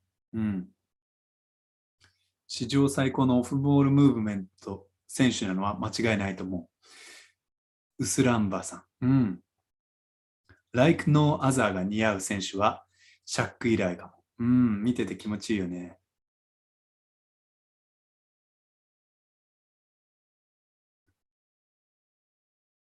カリーがプレイしている時代に生まれてよかった。本当そうですよね。左のレイアップも凄まじい。来季のテイタムの展望行きたいです。そうですね。テイタムに関しては、ね、やっぱりパスがあれだけできるっていうのがね、持ち味だと思うので、もちろん KD のような、無慈悲なアイソレーションプレイヤーであることも、ね、素敵だなと思うんですけども、KD とレブロンの中間というか、そういったプレイヤーになっていく、undeniable、そうだそうだ。はい。underappreciated から undeniable、否定できない選手ということでね。グラント・ウィリアムスがファイナルでプレーオフほどの活躍ができなかった要因は何でしょう？そうですね。一つには、ミルウォーキー、ゴールデンステイトもペイントは締め上げてるんですけど、ゴールデンステイトはミルウォーキーほどそのペイントを締め上げてるわけではないですし、はい、例えばそのコーナーに対しても、ストロングサイドのコーナーでさすがに開けておくっていうことは少なかったのかなっていうふうには思いますね。それは、マイアミのシリーズしかりなのかなというふうに思います。ちょっとそのディフェンスのスタイルがゴールデンステイトと、イースタンのチームの守りと違ったので、彼の、ショットアテンプトがそこまで多くなかったのと、あとはやっぱりテイタムやブラウンがカリーをターゲットにするっていうことに固執しすぎて、ボストンの方がアシストがついていたゲームは、シリーズね、特に前半は多かったんですけども、やっぱりこう徐々にね、最後のゲームはポストプレーにこう荷重が移っていったのもしかり、なかなかね、ボストンがチーム全体でプレーするっていうのが、まあ、難しくなっていったのと、あとやっぱりね、グラント・ウィリアムスですら、スイッチでカリーにつけないっていう、そういったことも多分に起きてしまったっていうのが、ちょっとね、印象が薄れていった部分なのかなっていうふうに思いましたね。ゆういちやさん、ビッグ感謝いただきました。ボストンはカリーにスマートは見事なまでにほとんどキャッチ&シュートをさせないディフェンスやオフェンスでガリガリいってスタミナを削っていくことが勝因になるであろうと思っていましたが、思っていたが、逆にボストンが疲れてしまいましたね。やはりゲーム4がスーパーでそこで変わりましたね。そう、ゲーム4のボストンのディフェンスも、僕はもう何度も言ってますけども、9大点以上だったと思います。それでなお43点を挙げた、やはりカリーが称えられるべきですし、もう本当にあれは人知を超えている。うん、でね、あれ以降ゲーム5で、ちょっとね、フェイスガードするっていうところも増えて、カリーのピックアンドロールポゼッションを減らそうという意図はボストンからは見受けられたんですけども、基本的にはなんていうんですかね、ドロップの高さを変えても、考え方は変えなかったわけですけども、にしても43点取られているっていう部分で、ボストンの選手たちの中でも、疑心暗鬼といいますか、そういった部分っていうのは出てしまっても人間ですからおかしくないですし、どんどんね、疲労も出てきたのは間違いないと思います。ピナコロさん、クレイのディフェンスについて、怪我による運動能力の低下は言われていましたが、シリーズを重ねるごとに、特にこのファイナルでは、4戦目以降から相手の動きのコツや癖を理解して対人、チームディフェンスともに上がったように見えました。ドレイモンドも同様。クリスさんはどう映りましたか？いや、もう本当におっしゃる通りですね。ゲイリー・ペイトンセカンドの状態が上がっていったりだとか、ウィギンスのパフォーマンスが素晴らしかったのに加えて、やっぱりクレイがこれだけディフェンス力を発揮できるっていうのは正直、僕はファイナルが始まる前に予想できなかった。ファイナルの展望で言ったのは、テイタム、ジェイレン・ブラウンで時にスマートだとか、ボストンの、プレーメーカーを抑えるのに十分なディフェンダーを、ウォリアーズはコートに置いておけないんじゃないか。クレイの機動力が、アジリティがちょっと失われている部分も、ある意味マイナスになってしまうんじゃないか。ジョーダン・プールもそんなにプレータイムを増やせないっていうのが僕の見立てでしたよね。でもそれとは裏腹にクレイは出続けることができたし、クレイのディフェンスも素晴らしかったので、ここはね、僕の想像を超えた部分なのかなというふうに思いました。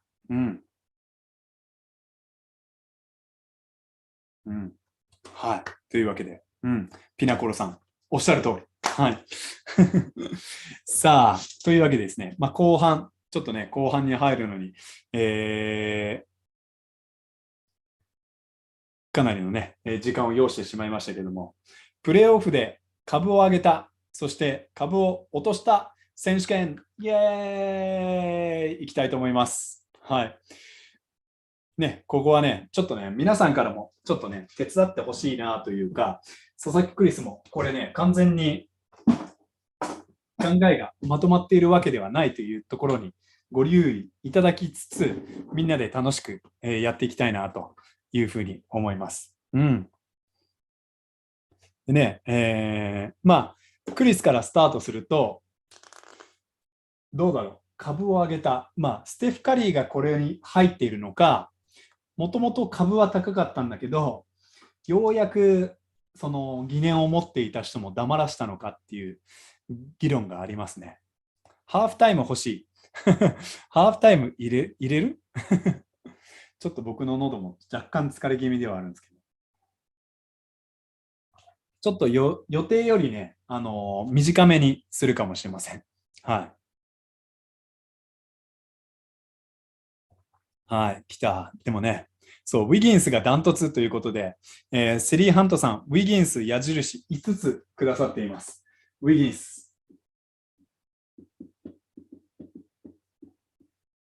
まあ、オールスターにね、選出された時に、まあ、その当時の僕の見立て自体はですね、僕自身は全く後悔していないんですけども、まあ、ウォリアーズの公式アンバサダーになったバンバンさんという K-POP アーティストの、大きな後押しを受けて、オールスターが決まった時の当時のスタッツは、メンフィス・グリズリーズのデズモンド・ベインと同じだったウィギンスがオールスターに選ばれたわけですよ。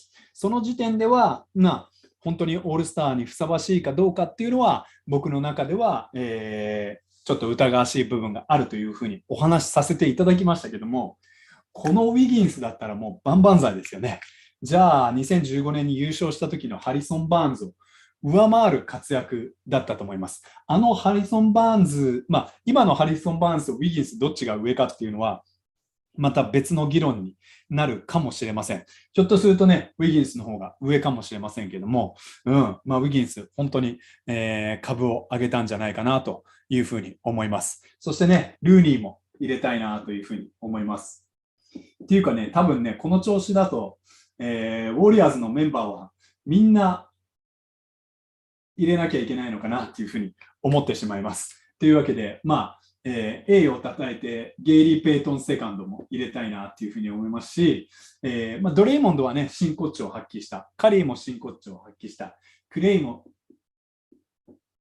株上げた。復帰おめでとう。はい。プールも株上げたよね。ファイナルで貴重な、その得点ももちろんですけども、デンバーとのシリーズはスタメンを張ってたわけですから。で、彼のあのパフォーマンスがプレーオフデビューでね、維持できるのかどうかっていうので、ここはね、ちょっとね、どういうふうになっているのかっていうのは、どういうふうになっていくかっていうのはちょっとね、見てみなきゃ分かんない部分でもあったので、彼も、上げたのかなというふうに思います。ヨートラン光さん。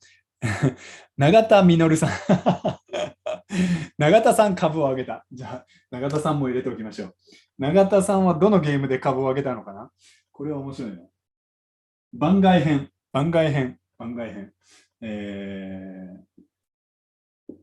永田さん。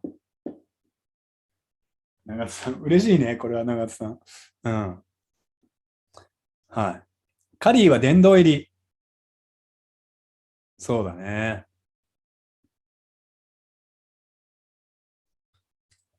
カリーは殿堂入り。そうね。カリーはこの辺に、もう、ホール・オブ・フェイム。書けないけど。ホーフォードね。ホーフォード。そうそう。ファイナルではね、ファイナルのどうしてもこう尻つもみな活躍が、印象に残ってしまうんですけど、テイタム、KD を抑えて、それからセカンドラウンドでは、ヤニス、チームで攻略したわけですけども、ヤニスをね、チームで攻略し、そして、ジェミー・バトラーもね、抑えたということで、僕自身はテイタムも株を上げたと思っています。ね、オール NBA にも選出されましたけど、ホーフォード、ホフォフォード、ホフォフォフォード。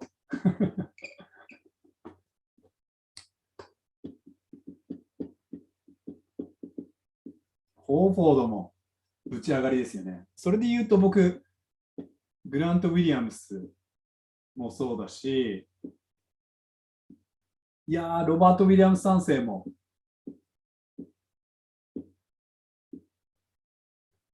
そうじゃないかなって思いますね。そう、ミルウォーキー戦のホーフォードは神だった。本当ですよね。佐々木クリス上がってます、株が。よかった、嬉しい。テイタム、スマート、ブラウン、ホーフォー、ロブ上がった。そう、ボストンはね、後味の悪さで印象が悪くなってるだけ。ホワイトもアップ。そうね、JB、もうやっぱファイナル行った時点でみんな株上げときますか。で、リック・ホワイトもそうだし、なんならプリチャード。プリチャードだって株上げてません？すごかったよね。カンファレンスファイナルまで。うん。ユドか。そうね。ユドかヘッドコーチ。いや、株上げたよね。うん。アルバラート、マッカラム。そうね。チェンバレンに似てる人チェンバレンに似てる人って誰なんだろう。うん。福岡第一の子福岡第一の、子に似た NBA プレイヤーがいるんですかね。あ、プリチャードが福岡第一にいそうっていうことなんですか。すごいね。タイスだけはどうですか？タイス。でもタイスを、あれタイスもうさすがに使えないでしょっていうタイミングで使ったのってカンファレンスファイナルでしたっけ？うん。あ、チェンバレンに似た人、オット・ポーター・ジュニアか。オット・ポーター・ジュニア、そうか。オット・ポーター・ジュニアね。はい。っていうかまあ、ファイナルに行ったら上がるんだねっていう。あ、坊主頭と緑のユニフォームが福岡第一なんだ。なるほどね。そっかそっか。そうなんだ。面白い。井戸端会議でそんなこと言ってるんですね。うん、そう。大差ね、第2戦まで出てきましたよね。うん。はい。さあ、というわけで、埋まっちゃったね。もう、ここまで。じゃあ、これ、一回消していいですか？どうなんだろう。消さないともう、ね、お話にならないなっていう感じなんだけど。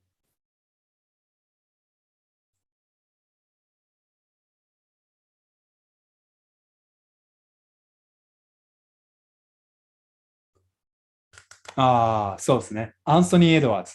アンソニー・エドワーズ、いいの出ましたね。ジミーは泣けたから。そう。ジミーは、なんか株上げたっていうよりは、プレーオフで初めて本領発揮したっていう感じですよね。OK。はい。まあね、やっぱファイナルはこう、みんな上がるんですね。ファイナルはみんな上がる。というわけで、ここからはファイナル未到達組ということで。そうですね。まあ僕の中ではジミーは上げたっていうよりは、やっぱりそうなんですよね。オール NBA、ね、ね、評価低かったっていうところで、プレーオフの最中にあれが出たので、みんなちょっとびっくりしたかもしれないですけど、まあレギュラーシーズン中はね、うん。はい。じゃあ、ここからは、まあ、アンソニー・エドワーズは僕は上げられるかなって思います。なんとか。もうゆくゆくはフランチャイズプレイヤーにやっぱりなるんだろうなっていうふうに思いましたね。それからね、株上げたっていう意味では、エンビードどうですか、皆さん。あのエンビードのタフネス。うん。素晴らしかったんじゃないかなというふうに思います。ユーイチヤさん、ディンウィディとスヨピンソンはどうでしょうか。スヨピンソンは株上げたのかな、あのベンチからのね、サイドライン際のあれで。はい。うん。バトラーは男を上げましたね。ああ、いいですね。まあ、エンビードもある意味男を上げたのかな。はい、ここにジミー・バトラーも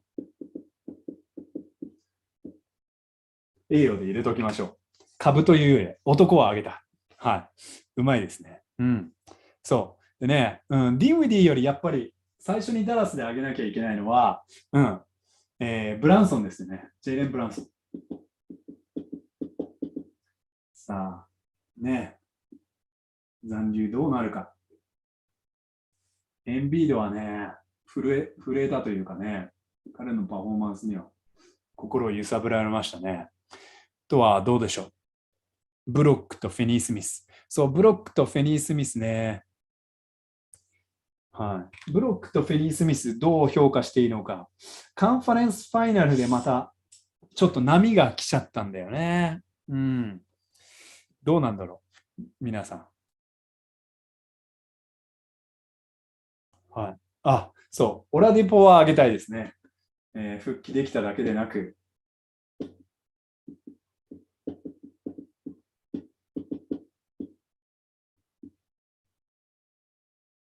こうタイラー・ヒーローが出れない中では、時にね、ヒートのナンバー2のボールハンドラーにもなっていましたよね。うん。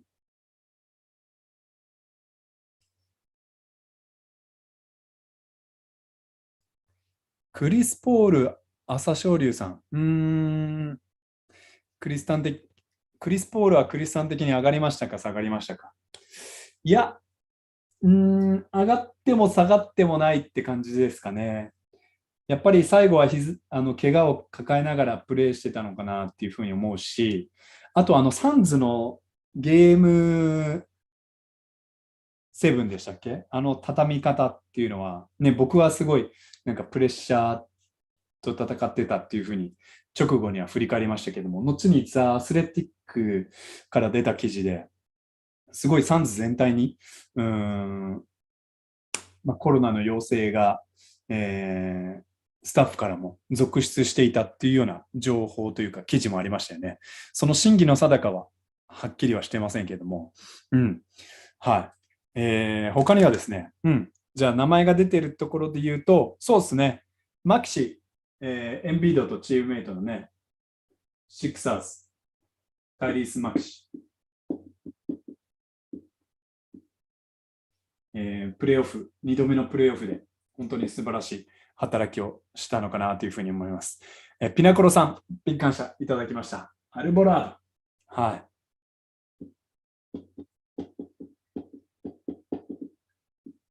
クリス・ポールに対するディフェンスですよね。2way プレイヤーからこれだけの活躍ですか。そういう意味で言うと、ペリカンズの、ルーキー三重視ですね。みんな上げたんじゃないかなというふうに思いました。トレイ・マーフィー・サード。それからハーバート・ジョーンズ。なんならね、なんだ、ラリー・ナンスも入れてもいいんじゃないかなっていうふうに思いますね。CJ はね、期待通りの活躍だったし、テイタムじゃないや、イングラムもね、素晴らしかったんじゃないかなというふうに思います。アルバラート最高でしたね。4つぐらい上げてくれました。はい。その他で言うと、オラディポのチームメイトの、どうだろう。マックス・ストゥルース。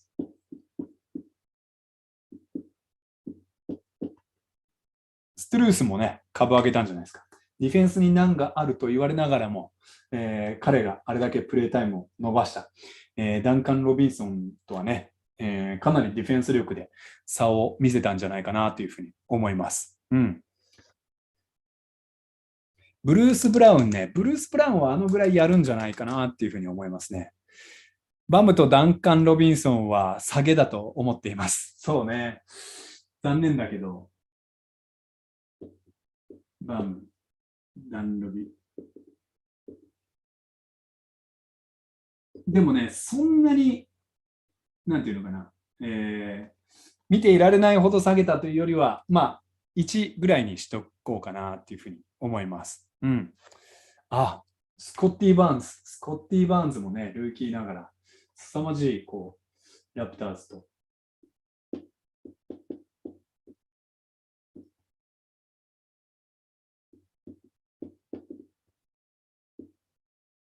ね、ルーキーで、しかもあれだけ怪我がね、チームに出て、自身も怪我しながら、スコッティ・バーンズ、本当に将来が楽しみなルーキーですよね。PJ タッカー。PJ タッカーすごかったね。まだこんなにできるんだって、やっぱり思いましたもんね。はい。そうね。下げに行く前に、あと誰がいるかな。そうね。ちょっとマニアックな話、するとですね。ゲイリー・トレント・ジュニア。JJJ。そうね。メンフィスの話に行きましょうか。メンフィス結構すごかった。メンフィスすごかったな。メンフィス本当にこれから楽しみで。JJJ がファールせずにどれだけ出れるかっていうのがすごいキーでしたけども、あれだけウォリアーズを苦しめましたよね。やっぱ JJJ がいるときいないときでは全然違ったのかなっていうふうに思います。で、それで言うと、彼と、ね、フロントライン、ブランドン・クラーク。ブランドン・クラークと、グラント・ウィリアムスもう消しちゃいましたけども、2019年のドラフト組っていうと、これまでね、大々ヒーローとかすでに活躍してましたけども、この2019年組の、インサイドプレイヤー2人は凄まじかったんじゃないかなっていうふうに思いましたね。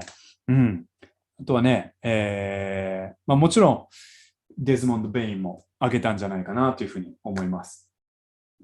クラークが2つぐらいだったら、ベインがね、レギュラーシーズンの活躍を維持できるかっていうのも注目だったので、この辺はね、維持できたっていう意味では、最後腰痛くなっちゃったので、はい。ワンダーボーイ77さん。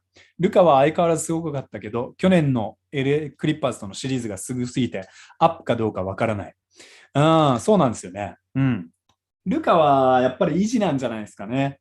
やっぱりなんかもう、これ以上上げられない域にちょっとなんか来ちゃってるっていうのはありますね。これからよっぽど下げることなければ、やっぱりずっと超絶みたいな、感じはしますね。ルカ、だからモラント、この辺はね、そんな生半可なことではアップできない。あと誰だろう。この辺かな。あとね、マニアックな話で言うと、アトランタ全体的には下げだったんですけど、その中で唯一僕の目を引いたのは、デロン・ライトですね。デロン・ライトよかった。ね、トレイヤングが苦しむ中、すごい頑張ったんじゃないかなっていうふうに思いますね。勝てなかったですが、クイーン・スナイダーさんの最後の戦術がすごかったですね。ゆういちやさん。最後ね、ボギーにショットを打たす、あの辺のセットプレーはさすがですよね。でも、スナイダーさんだったらっていうところで、スナイダーさんはやっぱり僕の中では、もうコーチとしてはトップクラスの部類なので、あとは、例えばミネソタのマクダニエルズだとか、あとは、ウェスリー・マシューズなんかは、PJ タッカーがいなくなったミルウォーキーにとっては、PJ タッカー役、出場時間なんかもね、チームで3番目に多かったんじゃないかなというふうに思うので、株を上げたんじゃないかなというふうに思います。デンバーね。デンバーそんなに上げ下げいないんだよな。どうですか。アーロン・ゴードンが若干上げた感じかな。ヨキッチのけなげさ。ヨキッチもね、ルカの部類になんか入っちゃう気がするんですよね。ベバリー上げなのかな。ベバリー上げなのかな。どうなんでしょう。トレイはボーンズハイランド。骨高原、ボーンズハイランド。分かった、僕もなかなかの NBA オタクだな。ダラスはフェニー・スミスとクリバー。そう、クリバーはね、クリバーでも僕もともと評価高いんで、ドーリアン・フェニー・スミス。そうなんだよな。なんか、上がってカンファレンスファイナルでフェニー・スミスもちょっと下がったし、僕の中ではもともと評価が高いというとこもあって、なかなか上げまではいけないな。マクシー・クリバーね、そう。でもみんなマクシー押す声が大きいんで、僕もマクシー好きだから、ここは一人の選手として、選手じゃない、ファンとして、クリバーも上げたいよっていうことで、上げておきます。はい。ブランドン・クラーク出ました。ヴィンセントね。ヒートでね、ヴィンセントもね、上げましたね。さあ、どうでしょうか。メンフィスならタイアス・ジョーンズ一押し。タイアスもね、頑張ったね。モランとかいない間にね。タイアスね、結構やっぱ堅実さが前々からあるっていうのもね。ディンウィディまさかのうん。はい。そう、ディンウィディ・ベルターンスがプレーオフで、ね、カンファレンスファイナルはさておき、プレーオフでこうローテーションに入れたっていうね、シーズン中のワシントン・ウィザーズでの目の当てられない状況というか、まあ、ウィザーズが下げたんじゃないかなって思うんですけど、うん。あ、プール、ジョーダン・プールはさっき入れましたね。あ、キッドヘッドコーチ。そうですね。KITD。キッドヘッドコーチ、あげたんじゃないですか。ね。ウドカヘッドコーチと一緒に。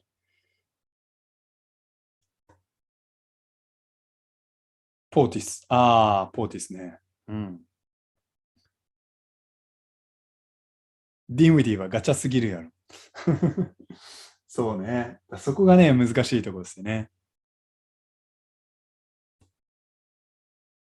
うんうんうん。カズンズは良くも悪くもカズンズしてましたね。そうなんだよね。カール・アンソニー・タウンズアップするか否か難しいところだね。どうでしょう。ベルタン下げかな。あ、そうなんだ。ベルタンスでもシーズンの感じから言うとプレーオフに出れただけでもすごくないですか。スポールストラ上げ。うん、ミドルトンはね、怪我がやっぱ長かったからね。いつかユータも入ってほしい。そうですね。うん。そろそろ、ちょっとね、そう、シカゴ誰もアップいないんですよね。ンスラバさん、感謝いただきました。ヨキオは、マレーとマイケル・ポーター・ジュニア抜きで1勝したからアップ。ルカはあのメンツでアップセットしたからアップ。じゃあ、ワシントンが下げ。はい。そうっすね。確かにね。うん。まあでも、ヨキッチいて一勝もしないってのも逆に、まあちょっと考えにくかったかなっていうふうに、個人的には思います。ルカはね、うん、そうね。ルカも上げにくいんだよな。と周りの選手たちがもっとスリー決めてれば、ウォリアーズ相手にももっと勝てたんじゃないかなっていうふうには思います。うん。タウンズはちょっと下げ、ヒーローは下げた。じゃあそろそろあれですね。あ、カルーソを上げてもいいかもしれないですね。カルーソを上げるカルーソを上げる。でもさ、みんなの期待通りだと上げにはならないわけよ。うん。そう。マクダニエルズは絶対上げなんですよ。あ、ニリキナもちょっと上げですね。はい。ちょっとここには、え書くわけではないですけど。うん。ドッグリバースは爆下げしました。そうっすね。リバースさんはちょっと書いとこうか。残念ながら。ねえ、ドッグ。ちょっとね、最後、なんですか。放棄しちゃった感じはありましたもんね。じゃあ、というわけで、ちょっとね、皆さんからの上げもなかなか出てこなくなりましたので、下げいきますか。はい。まあ、ひげ、下げですね。もうこれはゲーム6、後半フィールドゴール2本。はい。うん、ハーデン、爆下げになっちゃうのかなっていうふうには。ドッグリバース通常運転。これ通常運転なんですかね。うん。はい、ついにダウンが始まるか。うん。とりあえずハーデン。うん。サンズ、ジャズ。そう。ジャズで言うと、僕がどうしても下げなきゃいけないのは、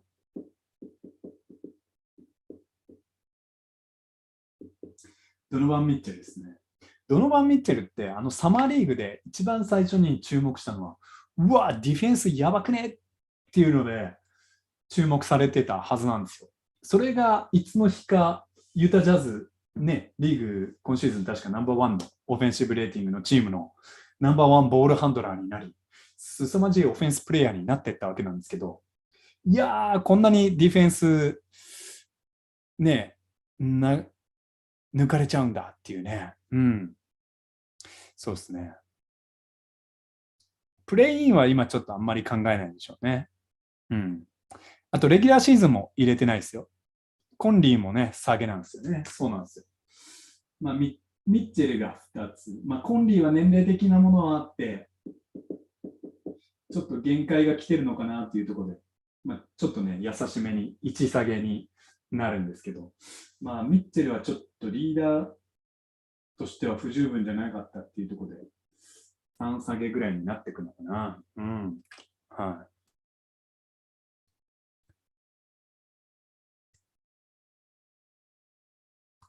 さあ、どうでしょうか。うん。まあ、出てない人を言うのもなんですけど、名前が何個か上がってるのは、まあ、ベン・シモンズですね。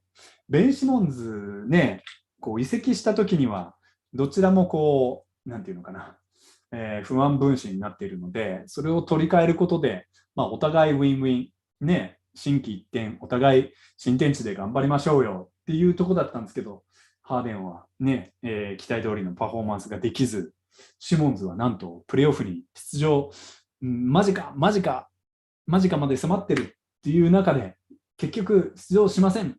マジかーっていうようなね、そっちのマジかになっちゃったっていうね。うん。はい。ああ、そうですね。ラウリーは僕やっぱり怪我の状態があんまりにも芳しくなかったんじゃないかなっていうところですね。ベンシモンは評価なしやろ。まあ対象外ってなるんですかね、ベンシモンズ。うん。ラウリーもね、下げではありません。うん。そう、ニコラ・ブーチビッチ。やっぱブーチビッチがいて、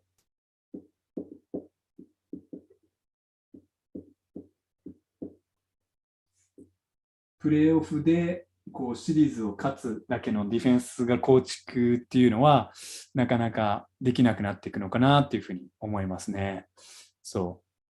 D ローもちょっと下げですね。やっぱりね、レギュラーシーズンは本当に目覚ましいプレーもするんですけど、まあ、前々からね、そのプレーオフでのディフェンスの不安とか、そういうのもありましたけども、もはやオフェンスでもね、ヘッドコーチは下げざるを得ませんでしたね。サンズのペインは爆下げかも。去年の見る影もない、ユーイチヤさん。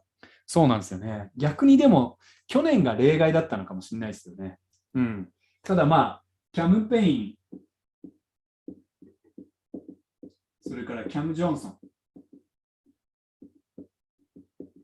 この2人は、まあ、ちょっと下げましたね。これはまあ、ちょっと疑いのない、え事実なのかなと思います。梅のおにぎりさん、いつもありがとうございます。ビッグ感謝です。ゲイリー・トレント・ジュニアとラウリーに泣きの下げ。もうちょっと頑張れるはず。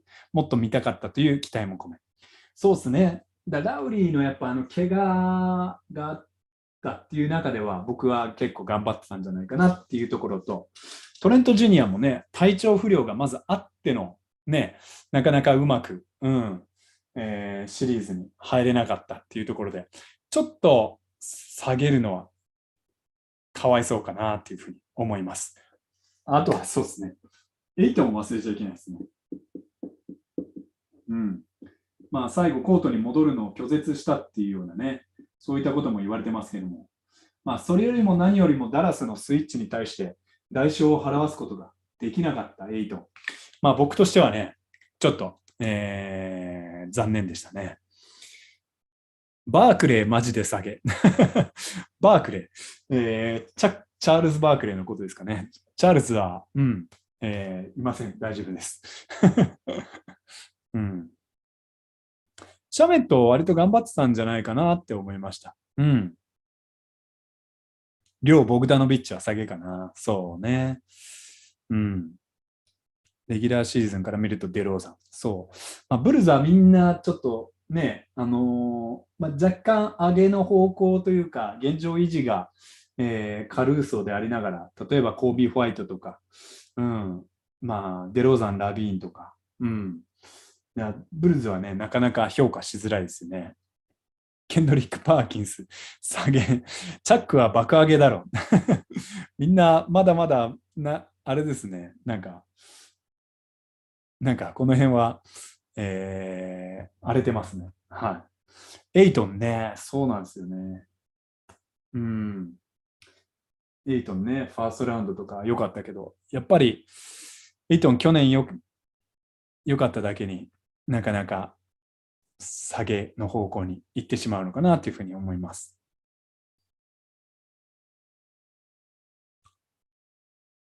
アチュアか。プレシャスアチュア。プレシャスアチュアね。これトロントのですよね。アチュア。うん。アチュア良かったね。スコッティ・バーンズも良かったし。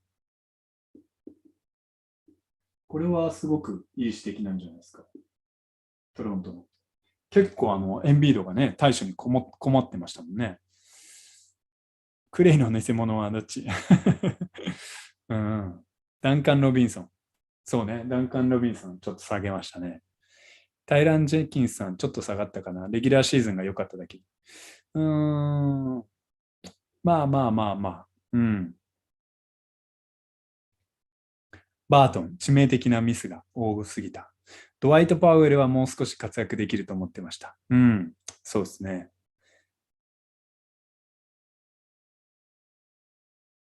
マリカ・アンドリュース、チャーミングだからみんななんかアメリカのね、テレビのリポーター出演者が出てきますね。シアカムはどうかな。シアカムそうか。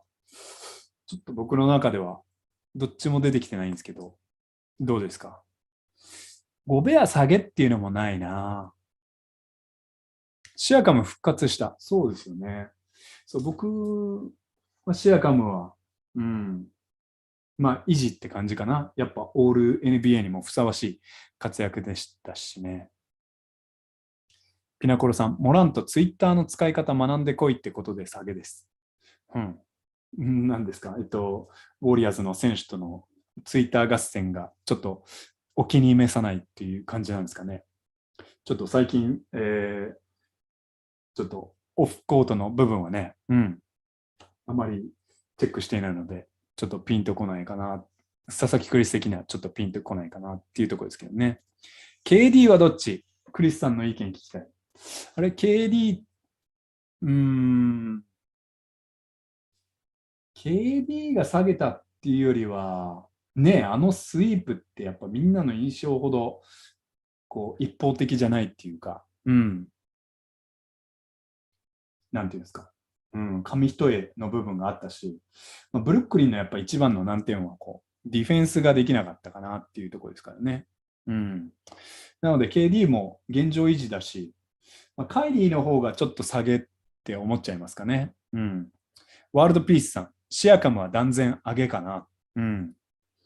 そうですね。やっぱシアカムは上げの方が印象大きいのかなっていうふうに思います。うん、そうね。ナッシュが下げか。そっかそっか。ナッシュね。そうですね。そう、カイリーとナッシュはちょっと下げかな。うん。そう、ボストンがみんな上がった。うん。こんな感じかな。ナッシュ。一応ナッシュ入れときますか。ドックが入ってるので、ナッシュも。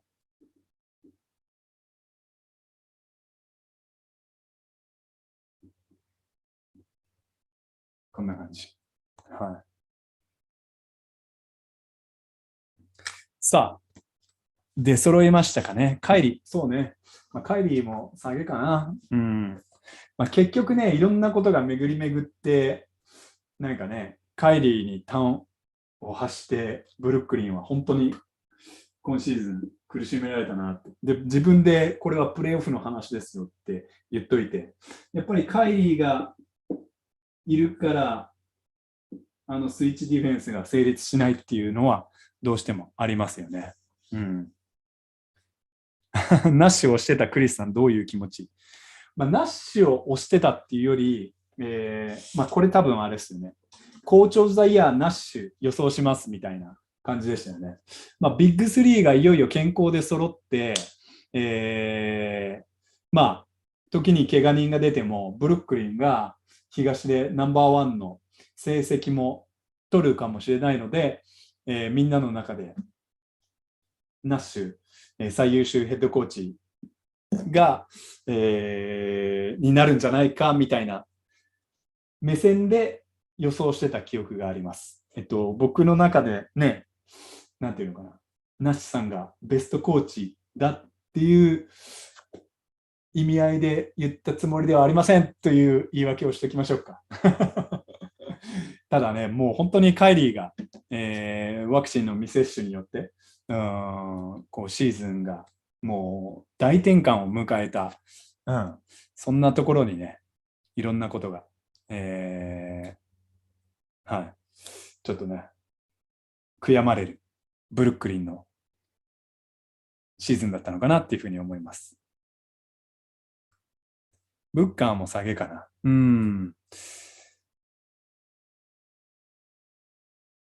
クリス予想結構外したけど、上げやで。ありがとう。ゆういちやさん。カナートンは最終戦のプレーで期待値からすると、ほんの少し下げかな。カナートン上がったり下がったりしてたよね。そうね。カナートンでも頑張った方ではあるかなとは思うけど、最終戦1試合だけでなんかね、見ちゃうのも難しいかな。総じて上げだけど、まあ、ここに載せるほどではないっていう感じかな。うん。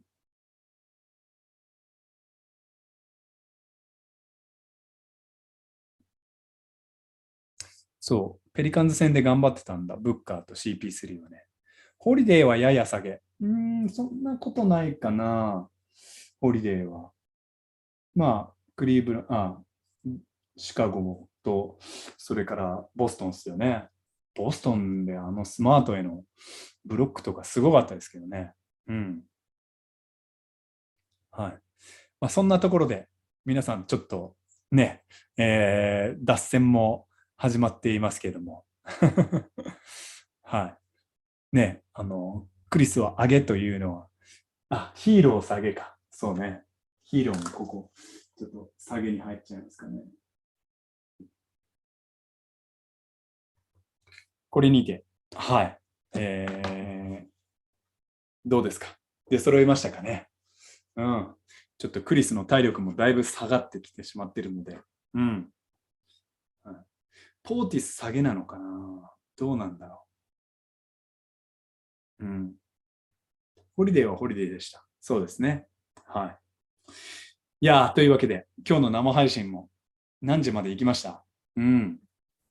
皆さんね、僕の固定メッセージも読んでいただいて、いろいろね、滞りなく生配信ができるように、ね、協力してくださって、無事お届けできたのかなというふうに思います。そろそろ2時間となりますので、そろそろおさらばしたいなというふうに思いますけれども、トレイ・ヤング、そうね、ヤングの期待値からすると、トレイ・ヤングは、ただね、PJ タッカーが凄まじかったっていうぐらいかなっていうふうに思います。まあなんかアトランタ全体がね、ちぐはぐだったなっていうような印象ありますね。はい。クリス・ジュニア爆上げ。僕の、息子も喜んでおります。クリスさんの T シャツ上げということでね、はい。りょうさん、いつもビッグ感謝でございます。ビッグ感謝。イエーイ。はい。クリスさんはそろそろルカポジションまでたどり着きそうな気がする。ありがとうございます。まあね、たまに予想は外しますけども、まあね、まあ、それも一興と思って楽しんでいただければなというふうに思います。まあね、いつも言ってますけども、視点は様々あっていいんじゃないかなっていうふうに思いますし、まあ、予想は予想で、ね、自分が予想してなかったような展開がまた生まれるのも、また僕もハラハラしてすごく楽しいなっていうふうに思いますね。うん。佐々木ファミリーあげっていうことでありがとうございます。予想さん、ささやかな感謝。確かにいただきました。ささやかじゃないですよ。ビッグ感謝でございます。うん。はい。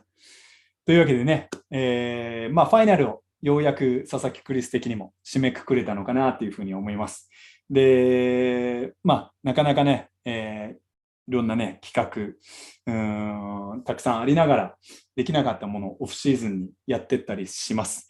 2年越しの、出版をなんとか果たせそうです。書籍が、まあ、このオフの間に書き切ることができれば、佐々木クリスの書籍ももしかすると皆さんがね、手元に取れるような状況もこの夏になっていくんじゃないかなというふうに思います。で、ちょっとね、スピンオフ企画じゃないですけど、75シーズンにちなんだ、ちょっとね、ライトめな動画などもちょこちょこ、更新していこうと思います。チャンネル登録3万人も間近ということで、完全にね、休止してしまうのは、ちょっと佐々木クリスももったいないかなというふうに思うので、ちょこちょこ皆さんのお目にかかれればと思いますので、飽きていなければ、オフシーズンもね、何かニュースがあったときはひょいっと出てきて、いろいろ解説するかもしれませんので、その辺もお楽しみいただければと思います。はい。高優さん、ビッグ感謝いただきました。はい。そして、Why So Serious さんもビッグ感謝いただきました。うん。来シーズンも楽しみにしてくれてますね。はい。新 AB さん、ビッグ感謝いただきました。生配信お疲れ様、ビッグ感謝。というわけで、はい。生配信12時間を、ようやく2時間を、回りました。というわけで、これにて、はい。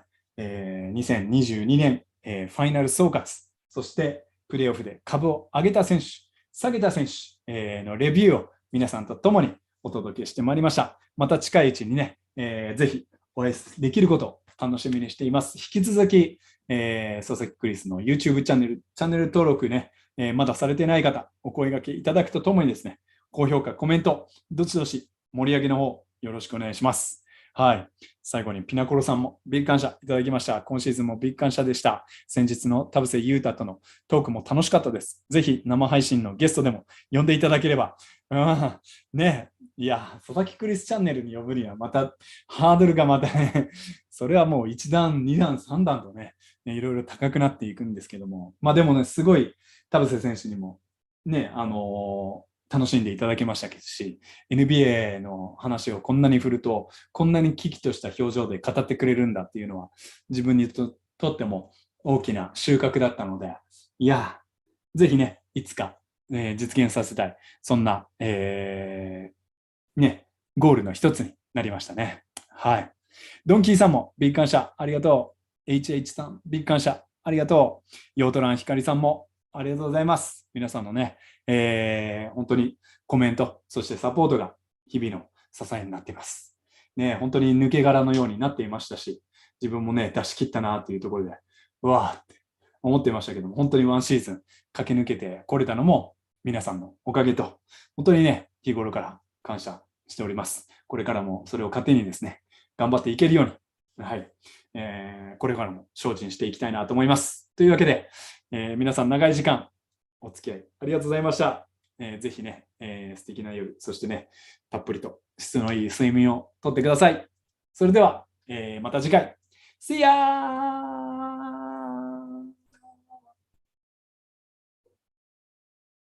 消えない、完全に消えない。はい